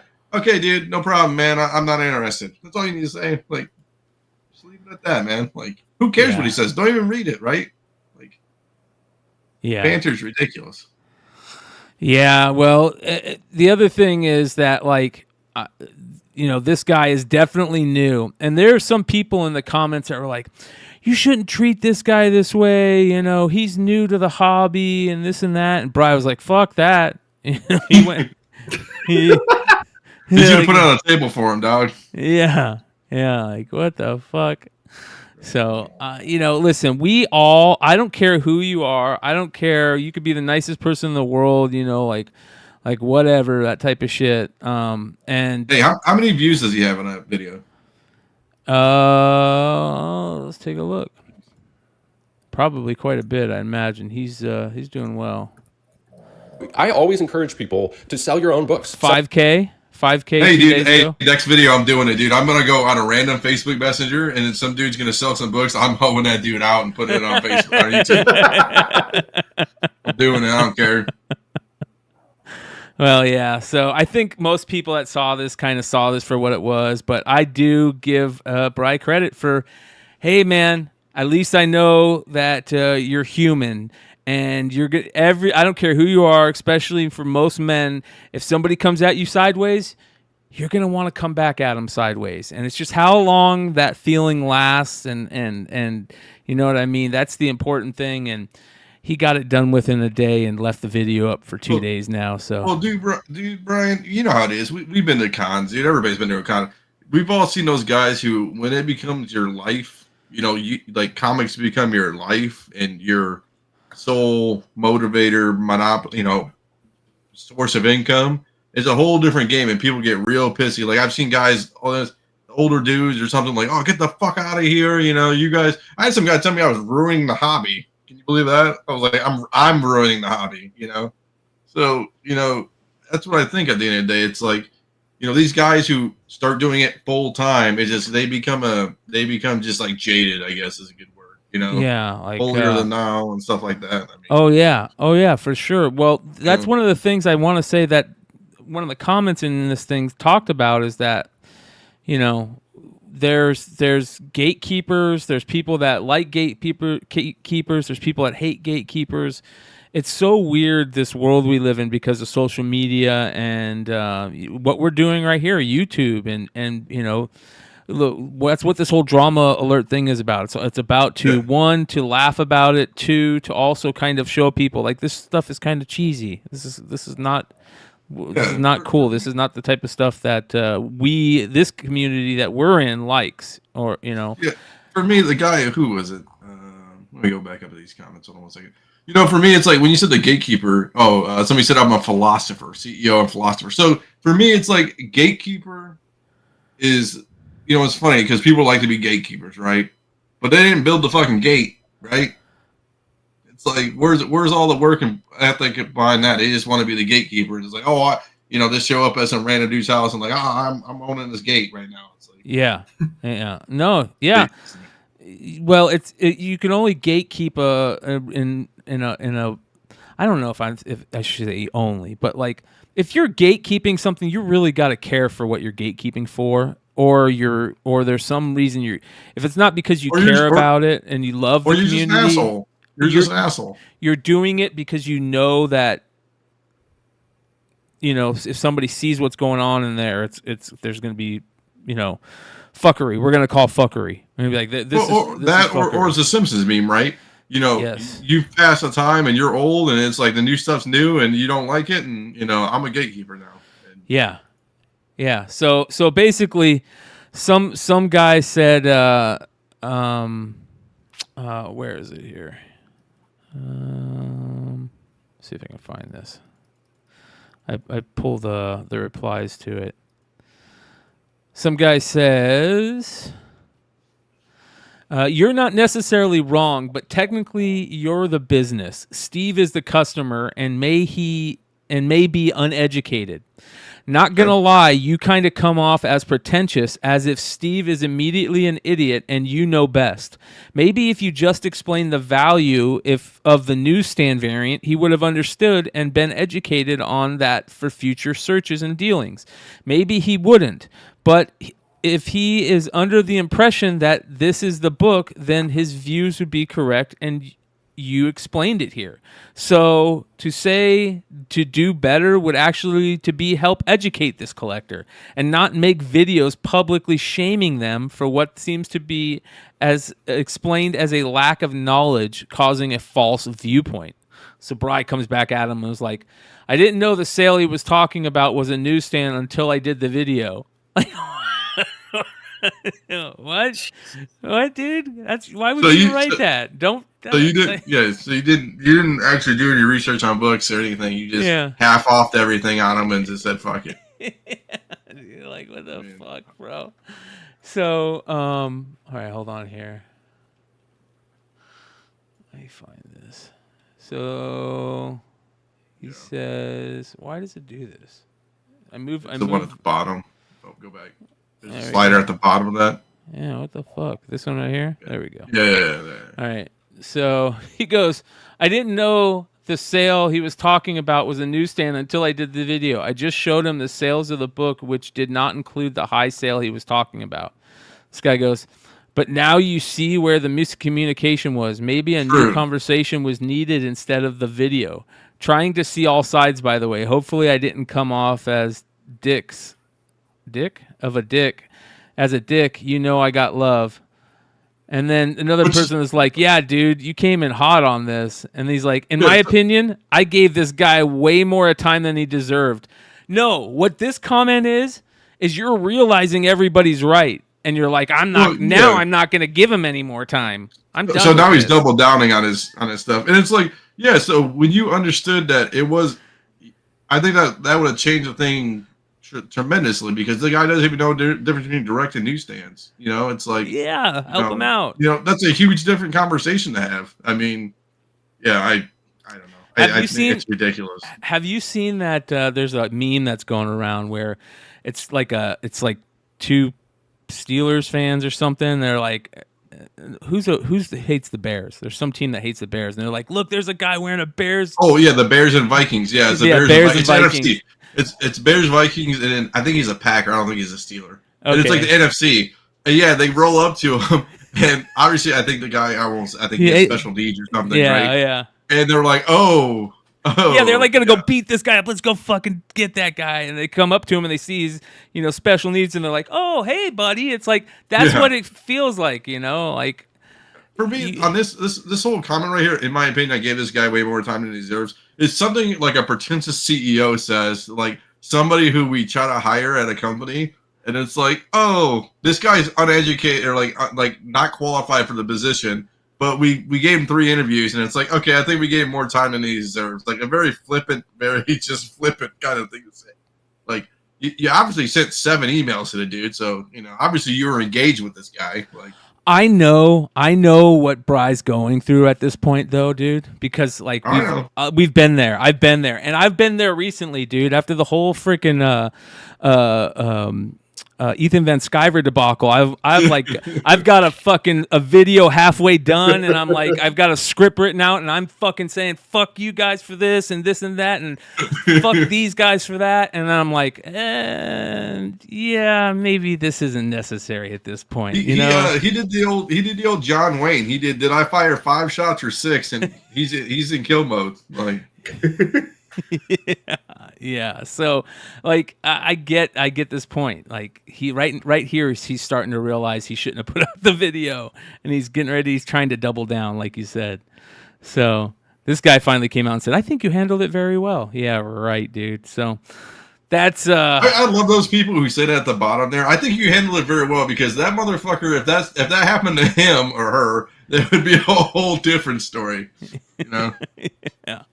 Yeah, exactly. So, all right, ladies and gentlemen, that is Drama Alert for this week. I'm glad Binkies was able to come in and hang out with us. He is one of the 3 or 4 guys that I think are really locked in on this. Of course, Thoro is locked in like no other, and I really appreciate what Thoro, Binky, what you're doing, what Binkies is doing, what Justin is doing, Nemesis Prime is just like, all you guys are keeping the foot on the neck, and you're not letting this dude get away with it, and I think that's a good thing. And shout out to Dude, Nick. if you give away, do you give away anything for comments in the chat?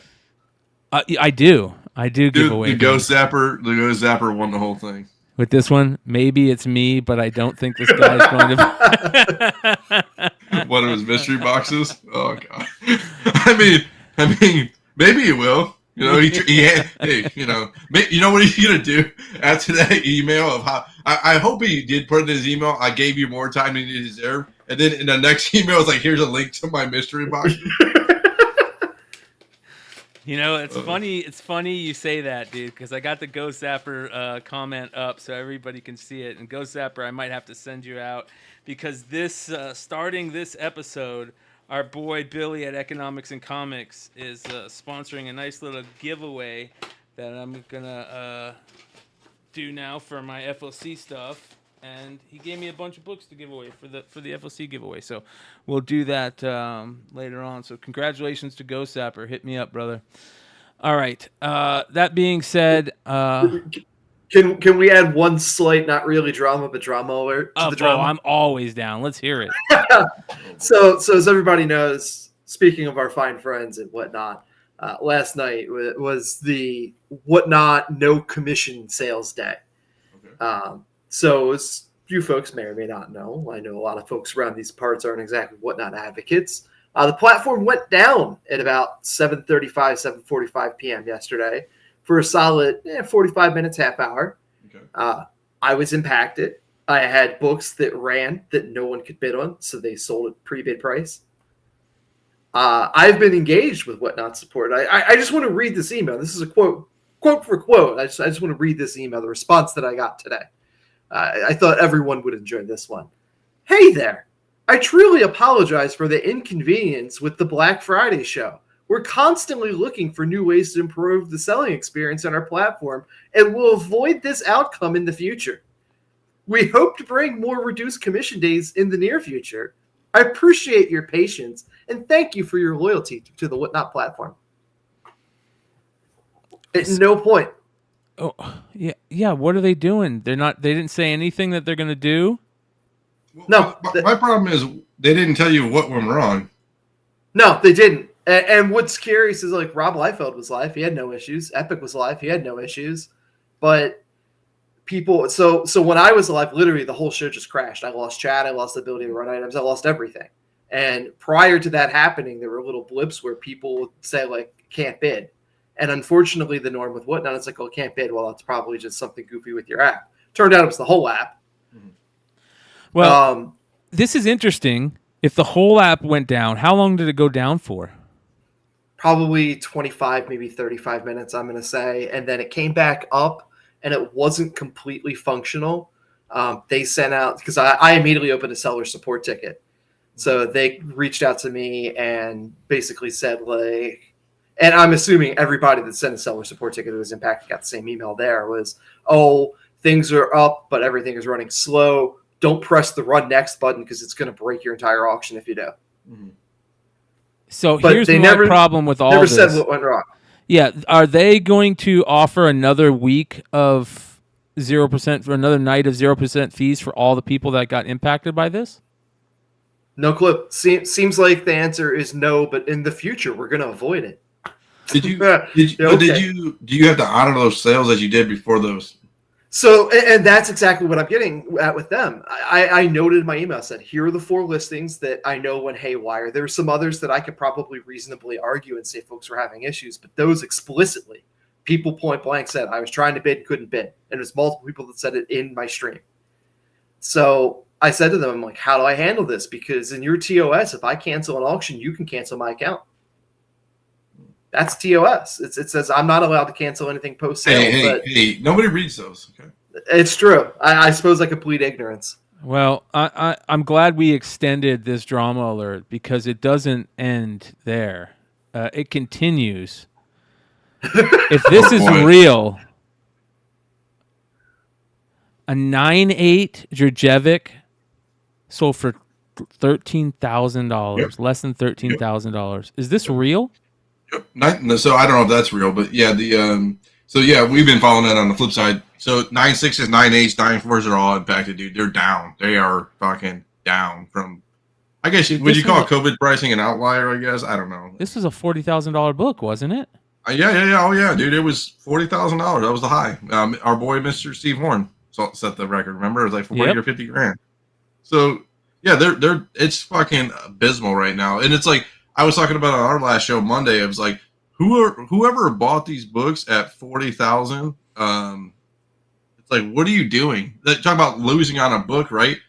If you're like, oh, it's gonna go back, 12 grand, dude. You just lost $30,000, man. Like, I would never put that book up for sale right now, especially unless like I bought in for $2. Yeah, maybe, or some shit like that. But it's like, I still wouldn't unless I needed the money. Yeah. And it's like for me too, dude. It's like 40 grand, man. It's like, and we knew, me and Bryan, and maybe you, Binky, we knew people were buying at the height of COVID. Oh, it's gonna go up. It's gonna go up. It's like, what about all those people, man? Like, so I was always waving the flag of everybody should pump their brakes on any of those UF4s because there's a gajillion copies of them out there. Yeah, it's not rare anymore. It's not like and I equated it to like ASM 667 autos, right? Which is kind of truly a rarer book, right? I mean, like, you only see it every once in a while. I mean, back in the day, you see it more now, but this book, everybody had one of these, Yep.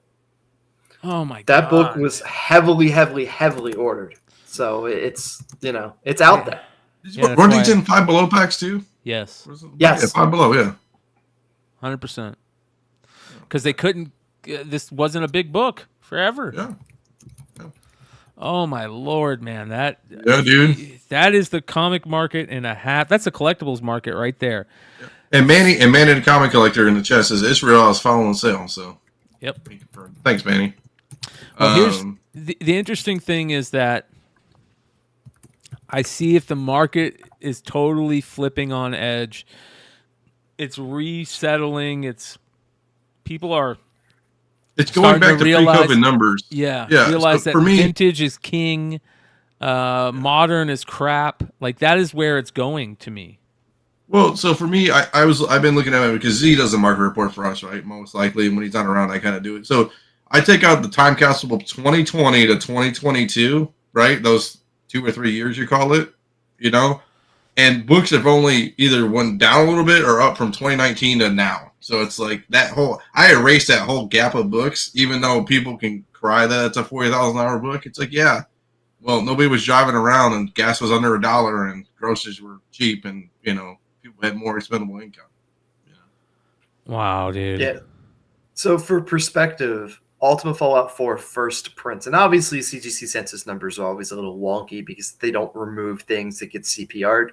Yeah. There are 17,744 graded copies of UF4 first print. So if you do your math alone on a 1 in 25 right there, that's how many copies are just floating around. That's $5 grand, right? That's 20, yeah. Divided by 4, exactly. Yeah. So there's 913 graded copies of UF4 1 in 25s, 210 in a 9.8. Dude, me and Bryan knew somebody, he had a short box of them. It's like, so they're out there.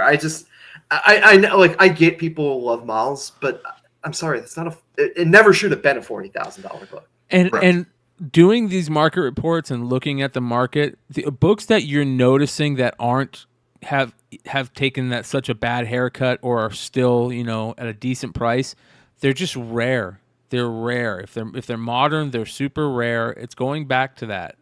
People are they're tired of this modern overprinting, and they're starting to realize that it's not about all the foil and stuff. Maybe the foil and the variant covers and stuff is going to be a thing of the past here sooner than we think. Well, I think the other problem too is, like, I hate the other things with this book too. Just like all the UF1 first prints and stuff like that, when they do homages and use the same cover, and it's like now you're confusing the market, and it's like, oh, and then they're like, oh, this is a rare book, and I'm trying to find it, and it just confuses the whole matter, and they think pumping and dumping, oh, this is a new book or an old book. It's like, no, it's not old.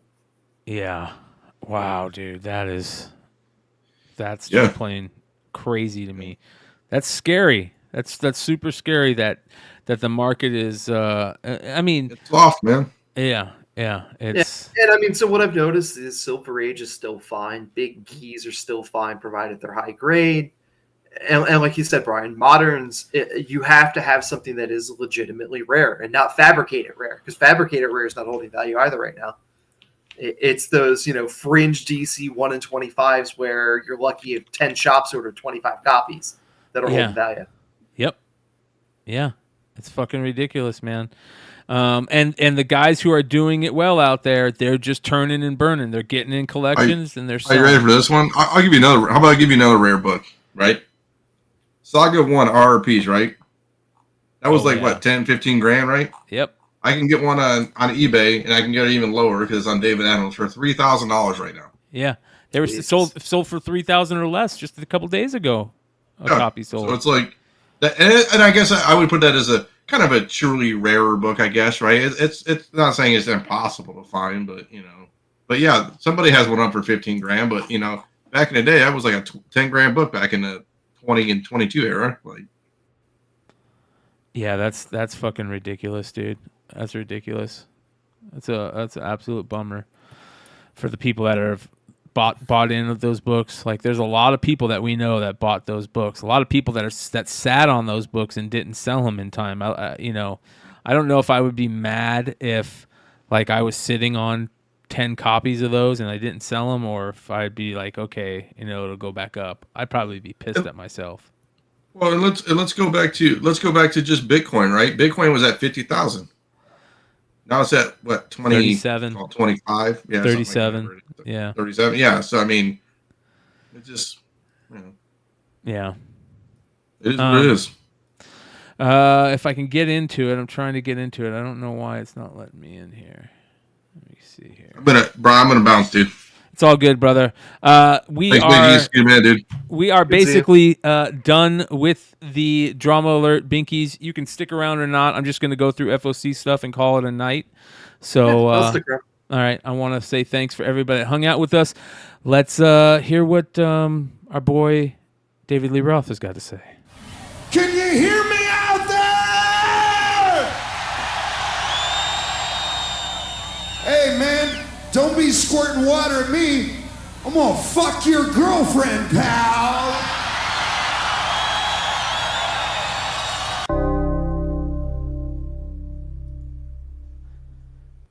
And that is Drama Alert. All right, let's get into FOC, starting off with our boy Lefteros.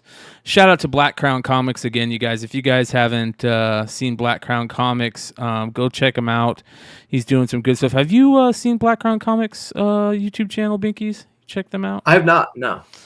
Nice new YouTube channel. I did a show with him the other night. It was excellent.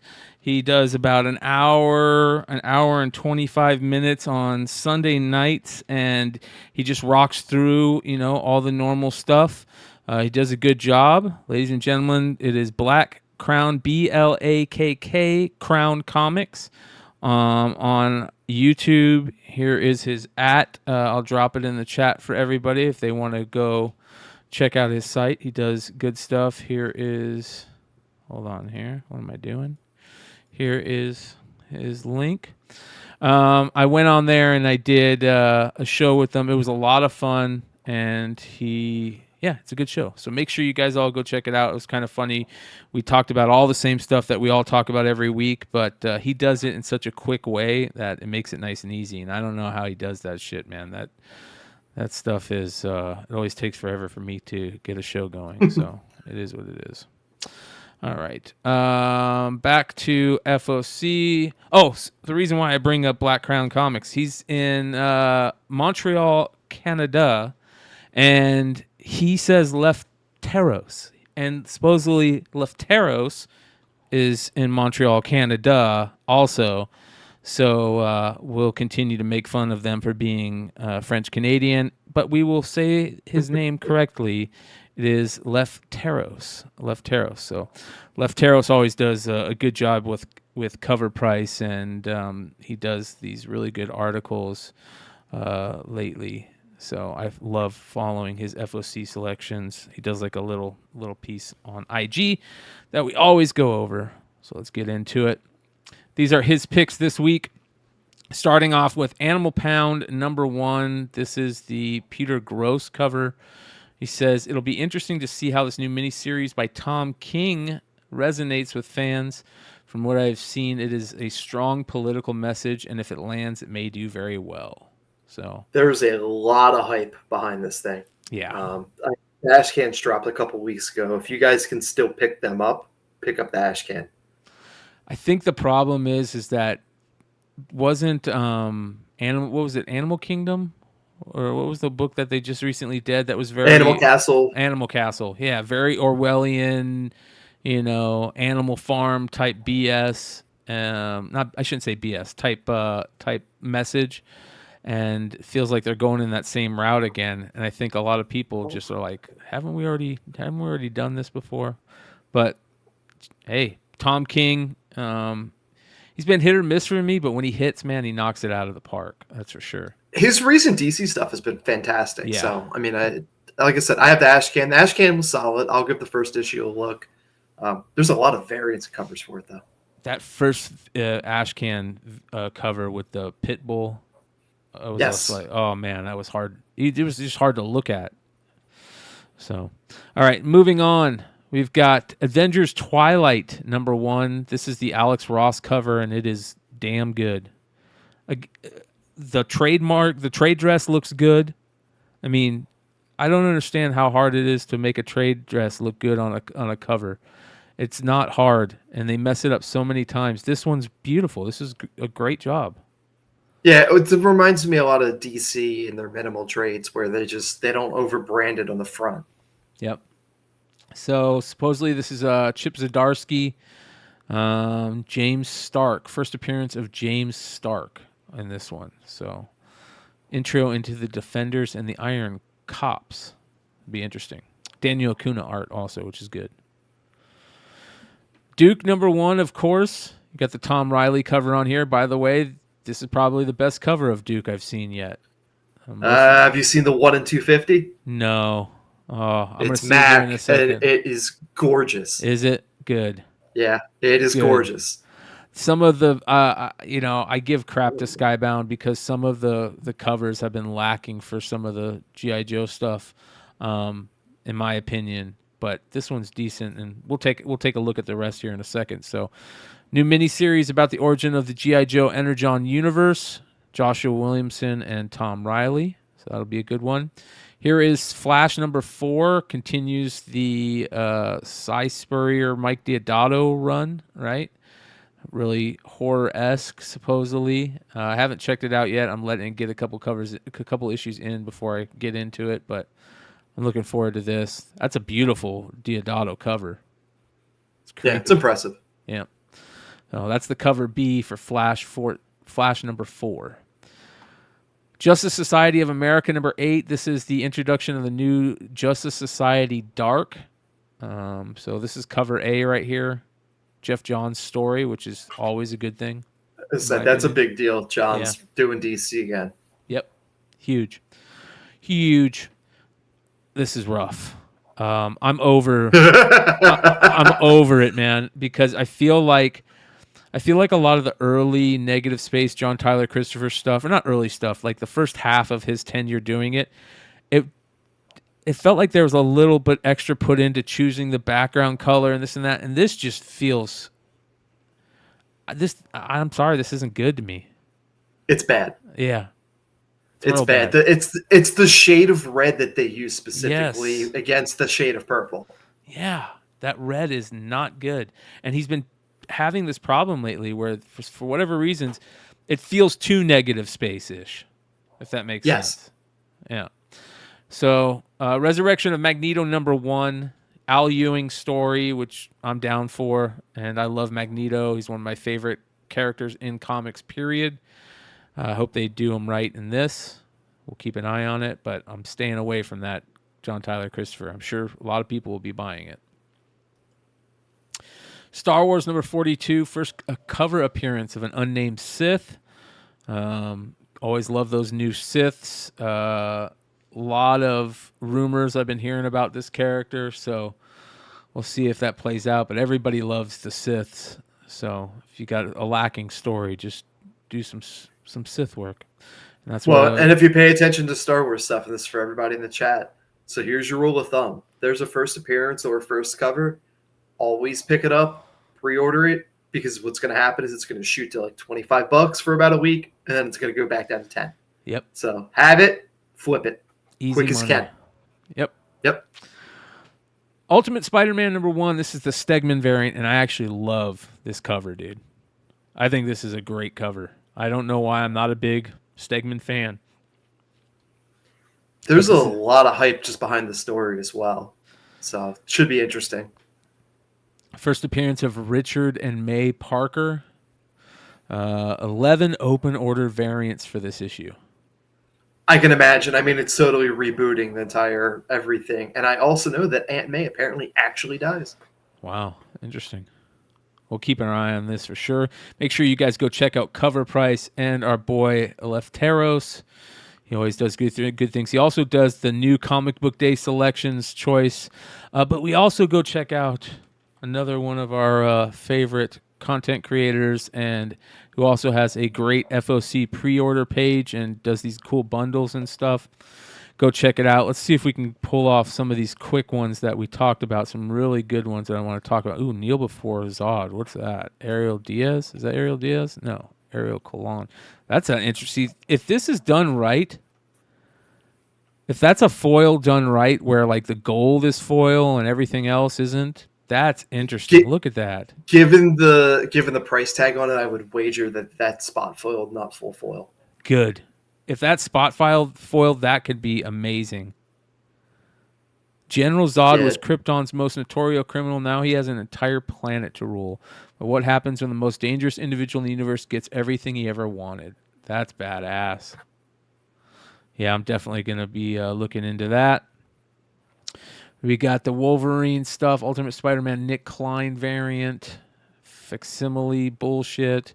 Miles Morales, Spider-Man Ken Lashley, more Wolverine variants. I'm not a fan of these Wolverine Spider-Man homage books that they're doing. They're doing too many. Unpopular opinion, I'm just not a Wolverine person, period. I think it's a lazy character. Yeah.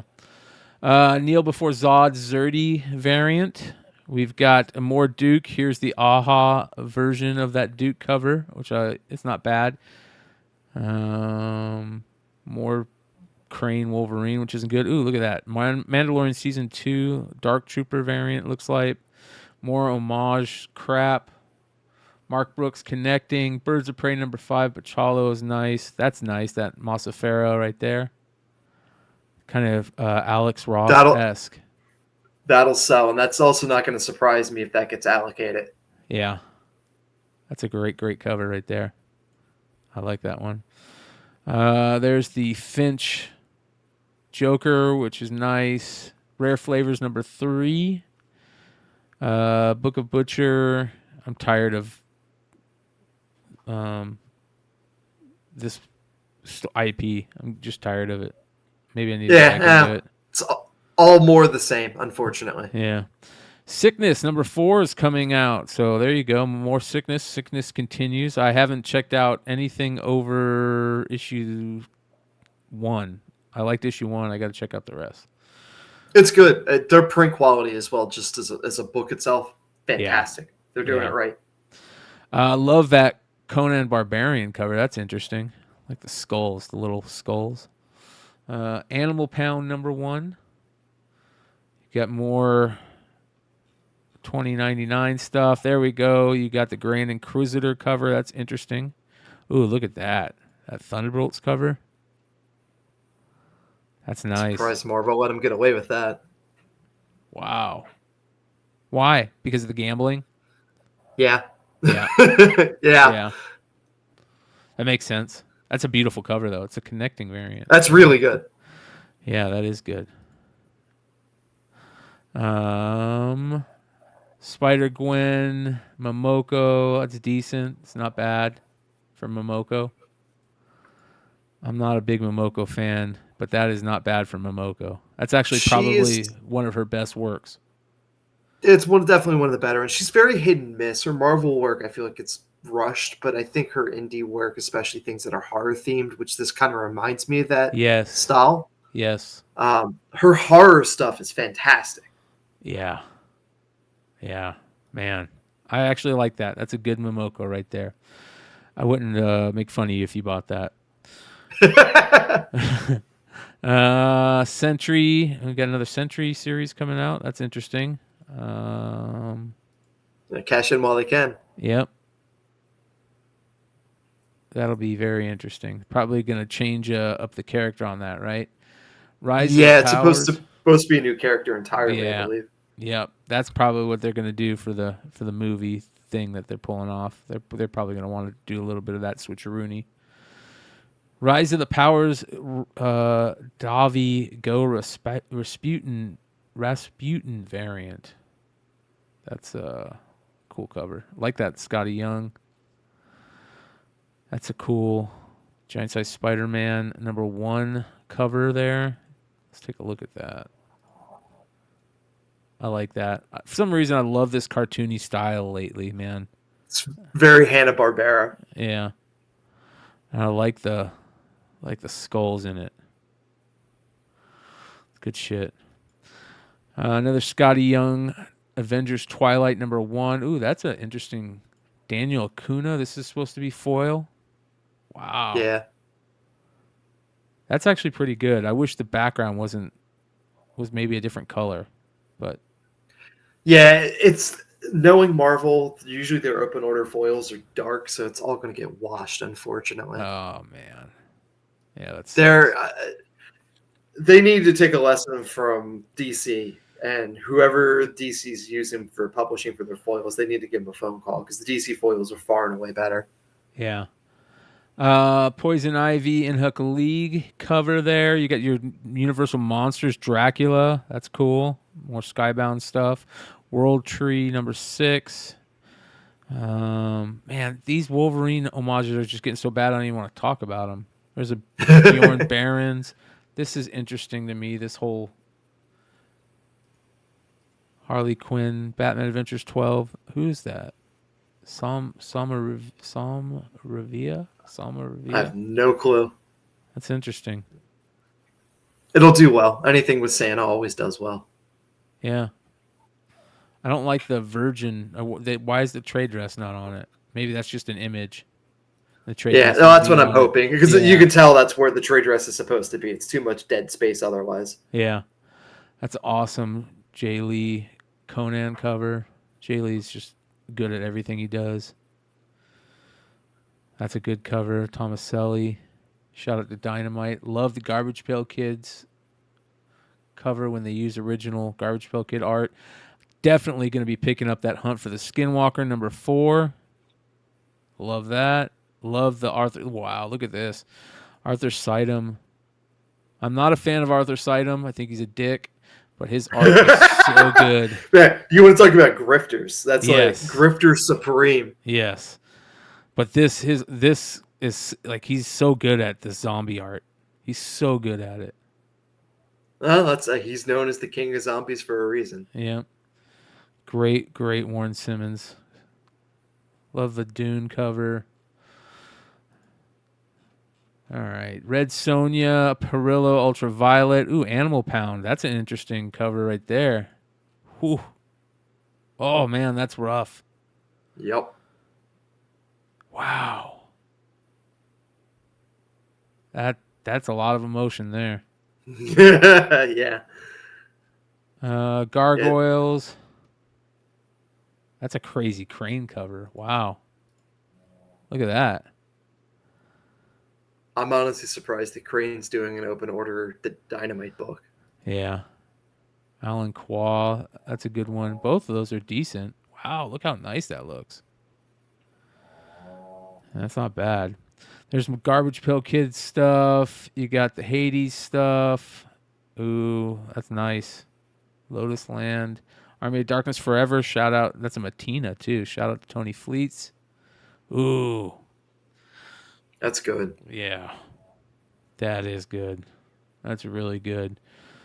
There's the other Animal Pound, Night of the Living Dead photo cover. That's a good one right there.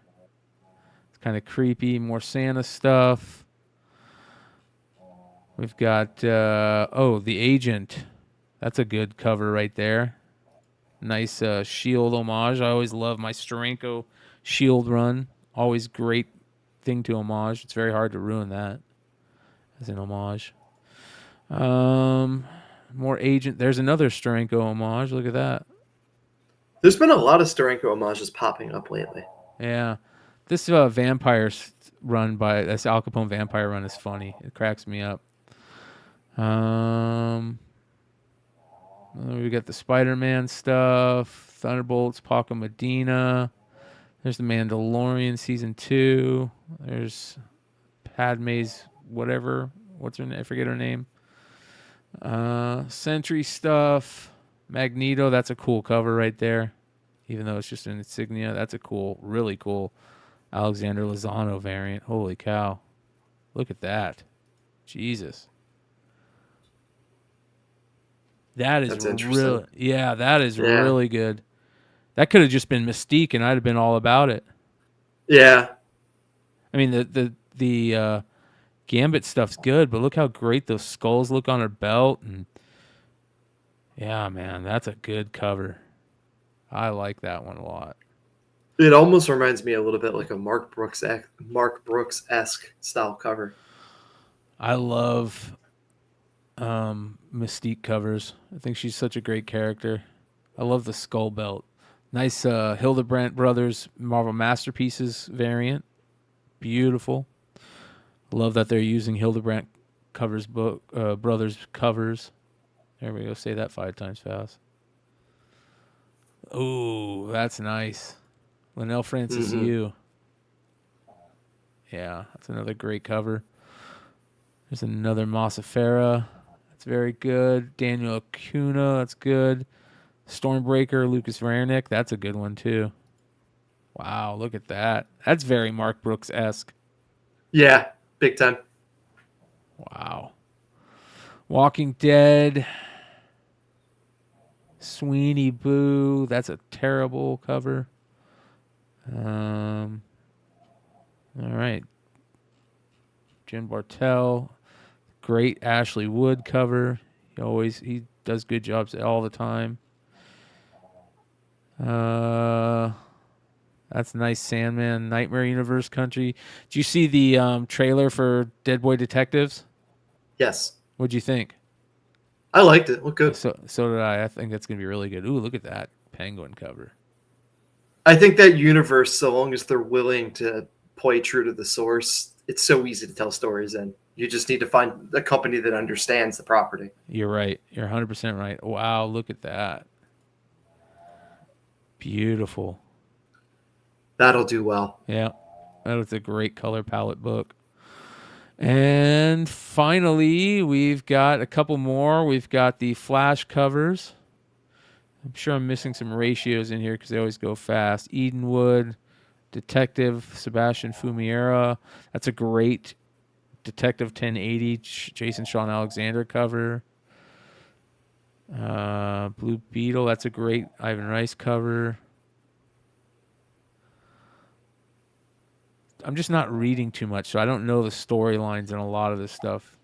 That's because there's nothing really good to read lately. There's not, dude.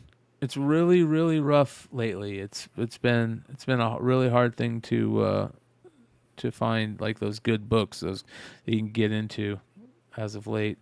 All right, before I end it, I want to talk about a great Kickstarter that I talked about the other day that is really worth getting into. It's the Mark Spears Monsters set. He's doing all of these. Let me do this.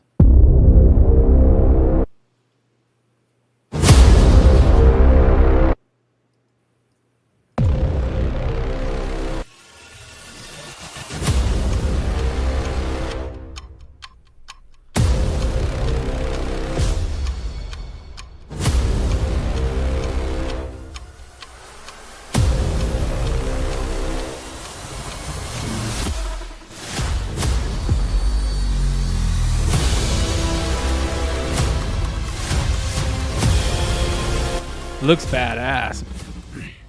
Yeah, it's interesting. That's for certain. I like that he's doing it on Kickstarter, and he's doing the homage grift, but they're short print runs, and they're really good.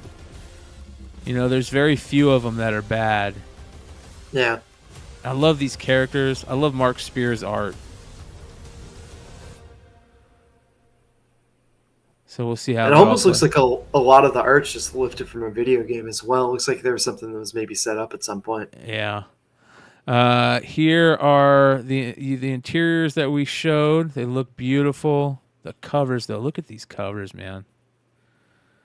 They're just next level. I love that one. Not so big on the Torment homage, but everything else solid. There's so many Torment homages. I agree. And there's so many of these homages too. I love this one. I love this one. I love the way his color is. I really love this one. They're all. So I do like the X-Men connecting stuff that he has there. Yeah.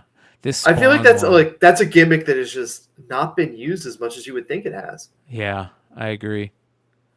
I love the Spawn one. That one's good. This one's really good. This one's good. But so I just went. I said screw it, and I bought everything. I just bought the package to get all covers. I figure, I'm basically paying $20 a book, and I'm sure that and then I got a ton of extras, and I'm sure that these will all be, sellable. I'll keep the ones I like, sell the rest to pay for them. Yeah, I don't think you'll have a hard time moving any of those because they're always popular homages. There's always a market for McFarlane homages. There's always a market for Walking Dead homages. So, yep. So he has a bunch of prints. Look at that. That's badass. The Jack-o'-lantern. He's got a bunch of original art available for it too, depending on what you're backing. But yeah, I just got the all 36 set, and then I also got a couple of he had certain ones that were numbered to 100 that he did a special back cover that were all signed and numbered that I did. A couple of that I'll probably just keep those. Man, but I love this one, the Marvel 25th anniversary one too. I collect a lot of those. So Mark Spears Monster Comics project on Kickstarter. Here is the link in the comment section if anybody wants to check it out. And I also want to remind everybody, put a comment below on the YouTube page. Tell me if there's any books that you're looking to pick up for FOC this week, and I will pick a random comment, and we will give away one of these great books for the winner of whoever I pick next week from our boy Billy at Economics and Comics. He sent me some books to give away. So let's see here. What books are we giving away? from Economics and Comics. So I just dropped into the live as well the image for the 1 in 250 for Duke. Oh, Mac. all right. Hold on there. It's phenomenal. And it's connecting, so I'm going to complain because it's not going to make me buy 2 1 in 250s. Yeah. All right. Hold on here. So here is some of the books we'll be giving away. That's awesome. That is great. Something epic. We've got some of these Venom books to give away. Oh, people love these covers. Key issue. Yep. I don't think that character's going anywhere. I know they've sparsely used him, but I don't see it going anywhere. We've got some world trees too. So shout out to Billy at Economics and Comics. We're going to be giving away some books. Make sure you guys go check out his link, and you can find it in the description below. Let me check out that Duke cover here. Hold on here. Duke, put it in the private chat. All right. There we go. I got to make you a moderator. Ooh, wow. Holy cow, dude. Right. So that dropped there was like the day before Thanksgiving, and I was like, shit, I hope there's a lot of exclusives to drive down the ratio prices. Because I want one, but I don't want to spend the inevitable $180 someone's going to try to ask for it. Yeah. There's definitely a lot of exclusives. I think Bird City is doing one I know of. I imagine Big Clutch and Wanted Comics will be doing one. There's probably a ton of exclusives out there for this run. Yeah, I'm hoping there's enough to push this thing down to like that $100 marker, and then I won't hate myself. Yeah, 100 to 125 is where I'm at, but some of the pre-orders are like $250 to $400, and it's like, what the? No, yeah, you're out of your mind. Yeah, it is what it is. It is what it is. All right, you guys, thanks for hanging out. We're going to go jump into the Discord and hang out in there and shoot the shit. You guys know how that works. Find the link to the Discord below. We go hang out in the lounge section for as long as everybody can keep their eyes open and not to get too stoned, including myself. That being said, much love, you guys. We'll see you there. Peace.